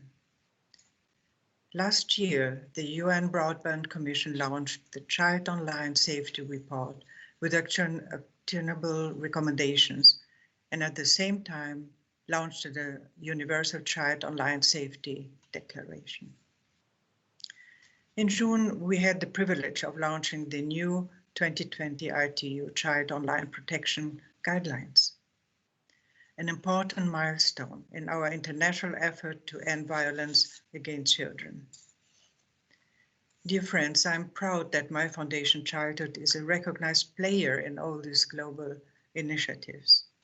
But I wish these initiatives had even more global attention and that governments as well as the private sector would prioritize child online safety. There is an important maxim in business. Management is doing things right. Leadership is doing the right things. I'm grateful to the UN Secretary General, Mr. Antonio Guterres, for doing the right thing and launching the Roadmap for Digital Cooperation. This roadmap highlights the importance of a safe and secure internet for all, and in particular for the most vulnerable members of society, our children. Ladies and gentlemen, the children in the images and videos online are not just statistics. They are real children being abused by real adults in a real world. These children need and deserve our protection. Thank you for being able to talk to you. Thank you. Let me thank Queen Sylvia of Sweden for her remarks on behalf of all of us on the panel and in the audience. Thank you very much, Your Excellency, for these inspiring words. And let me also thank you for all you've done for protecting children and young adults. I think this is something that has a very important role, especially in the digital age, where the proliferation of crime and harm can be much wider and deeper. Let me also thank all the panelists again. Now we move to the final segment where we will hear statements of commitment on Protect from head of states, leader of industry, and key civil society organizations. And of course, we may have a special intervention at the very end. So I'll turn it over to the producers, and let me thank you once again for joining us for this important conversation this evening.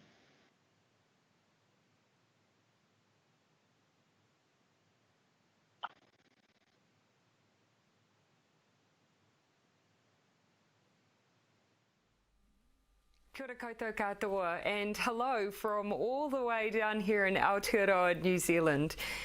We've heard from speakers today about the promise of digital technology, both today and for future generations.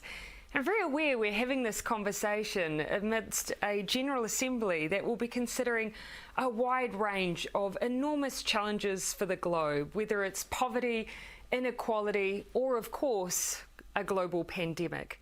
In the midst of that conversation, we can see the power of digital technology, and we can also see starkly the place and harmful role it can sometimes play. Unfortunately, in New Zealand, we saw firsthand that harmful role when on March 15, we experienced a devastating terrorist attack that was live broadcast on a social media platform. That led us to view that we had a role to play in seeing change in the way that digital technologies are used. We, of course, come from a position that any work we do in this space needs to be collaborative. We need to work together to find solutions. We need to secure a free, open and secure internet. But we also need to acknowledge that some of the new technologies we're seeing on the world stage also, if misused, can be a place to promote violent extremism and harm. That was why in the aftermath of March 15, I worked alongside President Macron on what's been called the Christchurch Call. It's made significant progress in a short period of time. It's included collaborative work with the tech sector, with NGOs and members of civil society, as well as governments, to acknowledge the role we all have to play if we are to rid our world of violent extremism and terrorism online. It's meant that we've delivered crisis response protocols so we can prevent the kind of devastating impact of an often shared horrific video as we experienced on March 15. It's included research in terrorism and extremism online. It's included the tech sector further developing the global internet forum against counter-terrorism into an independent body which is continuing to work more closely with the NGO and civil society sector. And of course, the civil society and governments in the Freedom Online Coalition have been contributing to independent advisory work to inform the GIFCT. Now is not the time to slow down our pace of work. My view is that the work we established with the Christchurch Call, particularly into issues like algorithms, do have a benefit for the wider issues we're seeing around misinformation online, particularly in light of COVID-19. Now is the time to double down on our efforts. We need considerable and, again, collaborative, multi-stakeholder work to ensure that we rid ourselves of some of the things that undermine the benefits of digital technology. We need to look at the problems of exploitation online for children, the use of the internet for disinformation and misinformation, cyber attacks and the real world harm that they cause, and of course, cybercrime. These are, in my view, issues that we can all resolve with a collaborative approach. And by continuing to work together, I believe in a year's time, we'll see even more progress. Thank you again for the opportunity to share just a few thoughts. Nō reira, tēnā koutou, tēnā tātou katoa.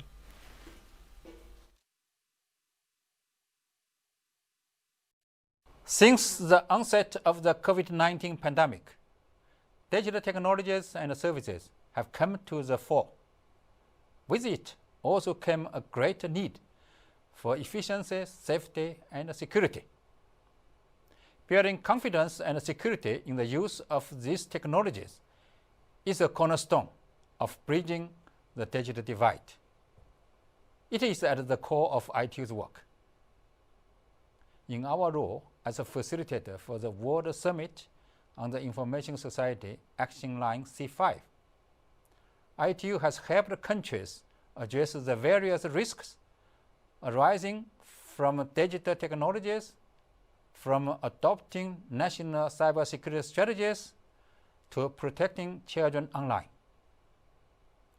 ITU's newly launched 2020 guidelines on child online protection reflect the significant shifts affecting children that have occurred in the digital landscape.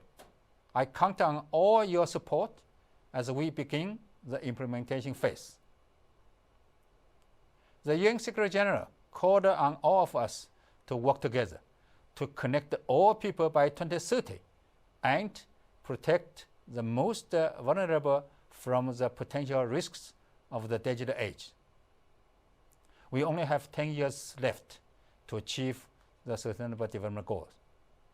Let us work together to shape the development of digital technologies and services that are affordable, attractive, and safe, and leave no one behind.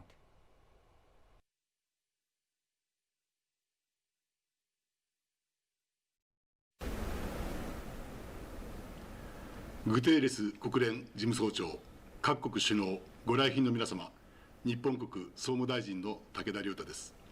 本日は総理に代わり、私からデジタル協力について一言申し上げます。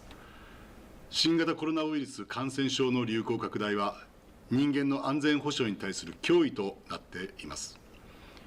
これに対処するために、私はすべての人々に対して、インターネットアクセスを保障し、5G や AI など新たな技術を用いて、デジタルトランスフォーメーションを推進することにより、新たな生活様式におけるビジネスの変革など、社会経済の発展を促進することが必要不可欠であると確信しています。またこれからの社会の発展には、デジタル社会に適したスキルを持った若者を育成していくことが重要です。我が国はアジア・アフリカで実施している技術協力や留学プログラムを通じて、これからも国際協力に貢献していきます。すべての人々が安心してデジタル社会に参画できるようにするためには、個人情報の保護などデジタル社会への信頼強化が喫緊の課題であり、信頼性のある自由なデータ流通を推進し、自由で開かれた信頼性のある分断のないインターネットを維持し、継続していく必要があります。我が国は2023年の IGF ホスト国として、これからも誰もが安心して参画できる社会の実現に貢献していきます。ご清聴ありがとうございました。Ladies and gentlemen, I am honored to address digital cooperation as part of this year's UNGA.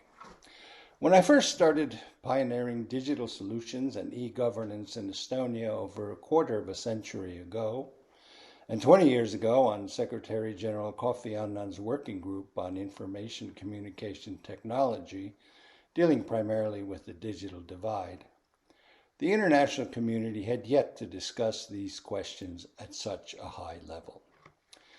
In 2016, along with the World Bank chief economist Kaushik Basu, I co-chaired that year's massive World Bank development report, Digital Dividends, which to this day is the most downloaded World Bank report ever. Ladies and gentlemen, the world has realized that digital development lies at the heart of realizing our sustainable development goals. The COVID-19 pandemic especially has driven this home. Digital public services allow governments to function outside the office, and citizens can be served without crowding in government offices. Digitization, in other words, has dramatic consequences for public health. As co-chairs of the group of friends on e-governance and cybersecurity, Estonia and Singapore co-sponsored the Global Declaration on the Digital Response to COVID-19 entitled Close the Digital Divides, the Digital Response to COVID-19. This declaration sends a strong and clear message that our digital future requires international cooperation to ensure digital inclusion and a safe digital space, to build resilient and trusted frameworks for the secure transfer of data and the protection of personal information, as well as to realize a sustainable digital transformation of our societies and economies. Our action today will shape the future world of our children. I want future generations to live in a democratic world order where open, interoperable, secure, and reliable information and communications infrastructure is the basis of international trade and international security. Ladies and gentlemen, honored to be here to share my opinion. The Internet has made great contributions on the global development in the past half a century. With the integration of Internet into the economic and social development, the threat of cybersecurity has not only caused an impact on the Internet itself, but also on the physical world. I'm a father of 2 daughters. I'm very concerned about their healthy growth in the new digital age, but it's no doubt we have a very limited understanding on the relationship between cybersecurity and the real world. Open interconnection and data sharing is very important for digital economy and cybersecurity. However, digital divide is widening due to the telco nationalism. Internet fragmentation is becoming reality by inappropriate data protection. Fuxi Institution noted a new global initiative on data security was proposed by Chinese government with strategic vision. I expect more and more governments pay much more attention to data security and data flow issues, and encourage more multi-stakeholders to work together to formulate the global rules. The world is facing challenges with constant conflict and dispute. We urgently need a collaborative platform to develop the digital economy and ensure cybersecurity. Of course, including protecting our kids, the future of the world. Thank you very much for listening.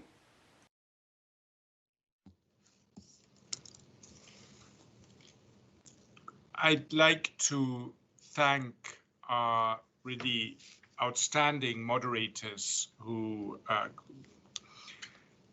kept us on a track and managed time so skillfully while drawing out the best from the inspiring participants we had. So a very big thanks to Doreen, Bogdan, Adebola Williams, and Samir Saran. And I also have to thank the incredible team that put this, my team, working with UNICEF and ITU, who put this event together.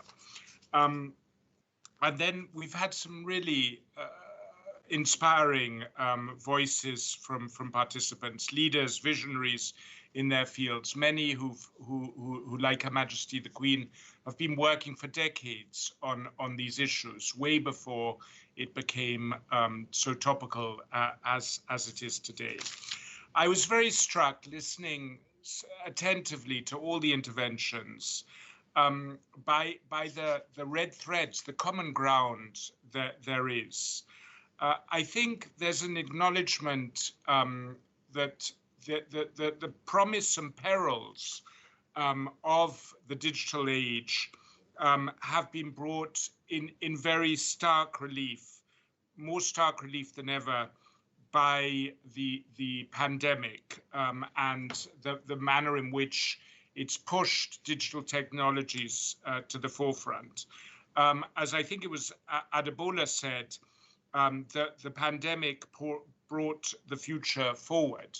But that reminded me of a quote by the American fiction writer, William Gibson, who said, and I think he had digital technologies in mind, the future is already with us. It's just not evenly distributed. And this is precisely the first and foremost challenge that we have to come.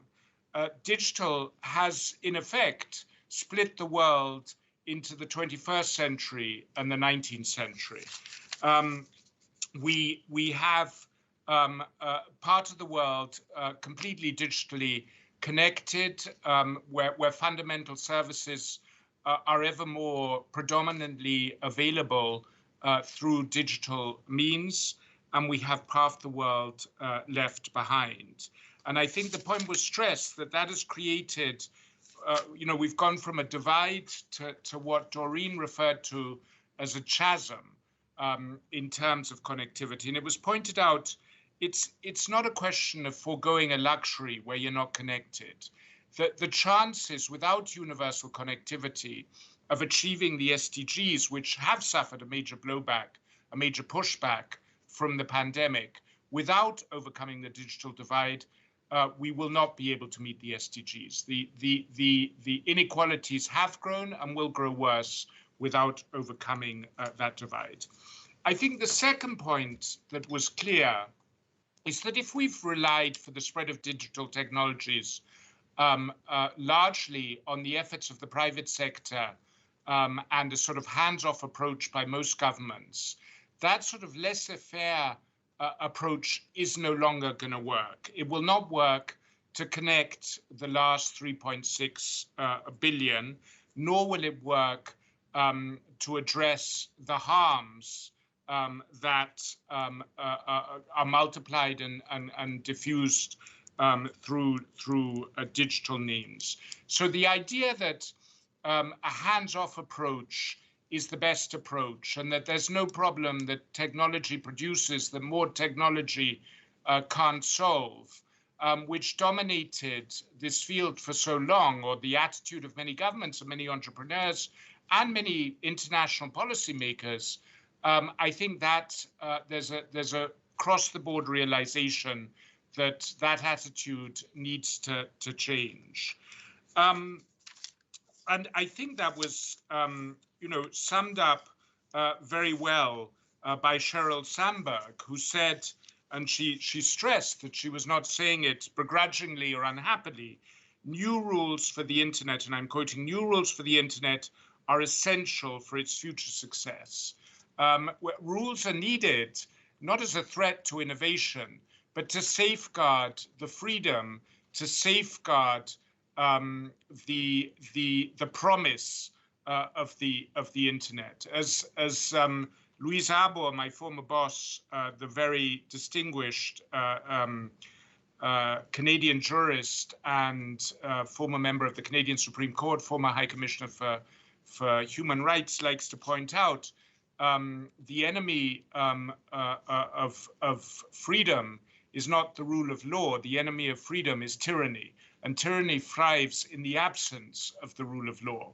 And that's exactly, I think, a little bit where we are with the internet. There's a deficit in policy guidance. There's a deficit in rules that would safeguard the benefits and curtail the harms. The second major challenge, apart from securing international connectivity, that needs to be addressed, and there were very powerful interventions on that, was what President Maura of the ICRC referred to as the biggest challenge, and that's the use of this tool to spread disinformation and harm and hate on an unprecedented scale at an unprecedented low cost. So, of course, hatred and harm were by no means pre-existed by a long time the internet, but the internet has provided a vehicle for their spread that is unprecedented. As a civil society actor in Myanmar put it, and it's very well documented, including by UN human rights entities, that in Myanmar, the spread of social media led to an increase, an aggravation of interethnic conflict with very real-life consequences in terms of death and other human rights violations. But as somebody put it there, the germs came from us, but the wind that spread those germs so effectively was social media. And that is something that we need to be much more mindful of and establish guardrails against. And that was very clear in many of the interventions. But of course, what was also clear is that the manner in which we need to set policy, the manner in which we need to promote full, safe, affordable connectivity that both upholds the right to the freedom of speech, but curtails that freedom of speech when it amounts to hate speech or spread of disinformation, those rules and policies need to be as innovative in their approaches as this tool is itself. So we need more agility, and above all, we need multi-stakeholder approaches. And while it takes time for the policymakers to catch up, I mean, I think part of the problem is, the innovators and the entrepreneurs have moved forward at a few hundred miles per hour, while policymakers, in their usual more thorough way, have moved much slower. So there's been a pacing disconnect. Moreover, the attitude of the innovators has been to, invent, put something out there, and if things were broken in the process, then it would be modified later. Whereas policymakers inevitably look for the perfect model before moving forward. But there's much that can be done to overcome that pacing deficit. And the CEO of Nick Reed of Vodafone spoke about the need for companies themselves to integrate a much more stronger sense of duty of care. And we heard from Bad Smith how collaboration between companies in a mode very different from that of competition can lead to very concrete results in terms of, for example, making the internet safe from child abusers. And Jacinta Ardern hailed the Christchurch call, which of course was unparalleled collaboration, not just among the tech sector, but between tech sector and government. So there are many good examples. The challenge is really bringing them to scale and making them universal. And they're not yet to scale, and they're not yet universal, which is why, despite huge efforts, as the New York Times article that was referred to so eloquently made clear, despite all the wonderful efforts, harms to children have grown on the internet at a more rapid speed than the internet itself has grown. So while wonderful work is out there, much needs to be done to bring it to scale and to make it universal. And that's really where the Secretary General's roadmap is of critical importance. And the many supportive words there were very helpful. In conclusion, for me, it was tremendously inspiring to hear so many leaders from the tech sector, from government, from civil society, to be so aligned in their approaches, their mindset around the challenges to connect, to respect, and to protect. If I can add a footnote, it was also reassuring to see that quite a few tech leaders also have problems operating the unmute button, and it's not just us lesser mortals who have problems with that. I have to come back to some of the words that were spoken. Adebola made the point that 2020 we've reached rock bottom, and as depressing as that is, and as devastating the harms caused by the pandemic are, Adebola also stressed that it was a possibility for a global reset, and that we can only rise from here. And that echoed very much the words that the Secretary General said to the General Assembly, said to world leaders yesterday, that the pandemic has upended our world, but the upheaval has also created space for something new.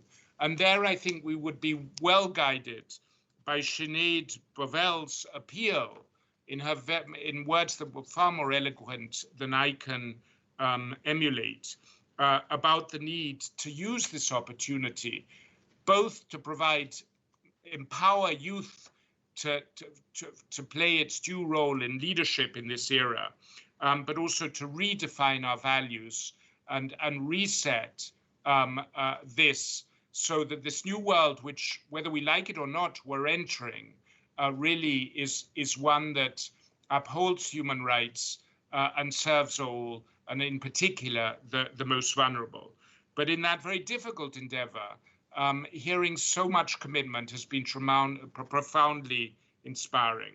But now I'd like to hand over to someone who can put this in language that is much more accessible to most people than my UNEs. So let me hand over to an exceptional artist who we're very privileged has decided to join us for this event. Inverse K, over to you. Thank you so much for allowing me to be here. I'm very grateful. Hello, world, I think is an apt thing to say. There was so much covered today, so much that I couldn't possibly cover in my wrap-up, which will be a verse summary of some of the things we touched upon. Of course, it won't be comprehensive, but here's my take. And I trust that we can all see and hear me well, hopefully, and wonderful. So moving on then, I think that, let's have a conversation that sees beyond the concept of a nation, where instead of sovereign states, we plot our aim on sovereign statements, unifying narratives that help us reach collaborative peaks. If we can speak, then we've already mastered half of it. The harder part is learning how to listen in a way that values what's conveyed above just the source of a transmission. Thankfully, we have this magic of the internet where minds of every age can find a common page for intellect. And though we must address the ways these tools manipulate and harm us, we also must acknowledge that they keep us out of darkness. A single voice is limited no longer by proximity to a mountaintop or crowned despotic ruling throne. The stronger our communication, the swifter our movement toward a future where the right and means to speak and listen reach each human. It all begins with connection. But with half the world still missing out, we need some course correction. So Tim Berners-Lee is determined to see a truly worldwide web with more diversity. He assured us we can leave a legacy that backs us if only we can overcome this massive lack of access. So let's get down to brass tacks and craft taxes for necessary infrastructure, lest we abandon the masses. Anushan Ansari mentioned highways and railroads and pointing out that state-provided access is typically bare bones. Irene Khan called on the corporate sector to facilitate respect by being more protective. After all, they run the plumbing. So when digital cesspools start flooding, they're the ones who need to pioneer the plunging. Nick Reed said just $400 billion can close the digital divide. Yet there are trillion-dollar companies just sitting on the side, claiming hands are tied, gazing at the sky as the dreams we've spread beneath their feet are pleading for their lives. It's up to each of us, all of us, to craft the world we want to live in, from the IRL environments to the tools by which they're driven. As Jack Ma aptly stated in the opening, today's problems are created by yesterday's decisions. And we can't change the past, but we can reframe our mission. Our collective choice is clear. We can either hold the same position and squander this opportunity, or we can feed this flame we've striven to keep alight. And by its light, develop new solutions to these age-old human problems, vastly amplified by the very tools which we crafted with great skill and hope to address them.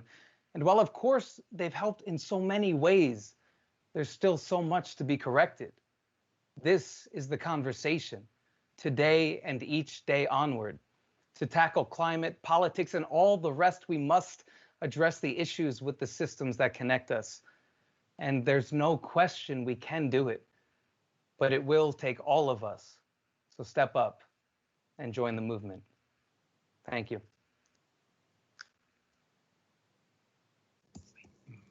Thank you so much. I'd like to, we have a final video that I hope you'll stay and watch, but I'd like to finish with a quote from Steve Jobs. He said, "Technology is nothing. What's important is that you have faith in people, that they're basically good and smart, and if you give them tools, they'll do wonderful things with them." I think that's really the challenge we face now, remaking digital our tool and getting beyond the state where perhaps we've become a bit of a tool for digital. And that's the challenge ahead of us. But I think today has helped move us in that direction. So now, once again, with a huge thanks to our outstanding participants and outstanding moderators, please, I'll say goodbye, I'll say stay safe, and we'll move to our final video. Today, digital technology touches nearly every aspect of our lives. The COVID-19 pandemic has also shown how we depend on being able to work, learn, and access information online. However, connectivity is not yet universal. 3.6 billion people live without access to the internet.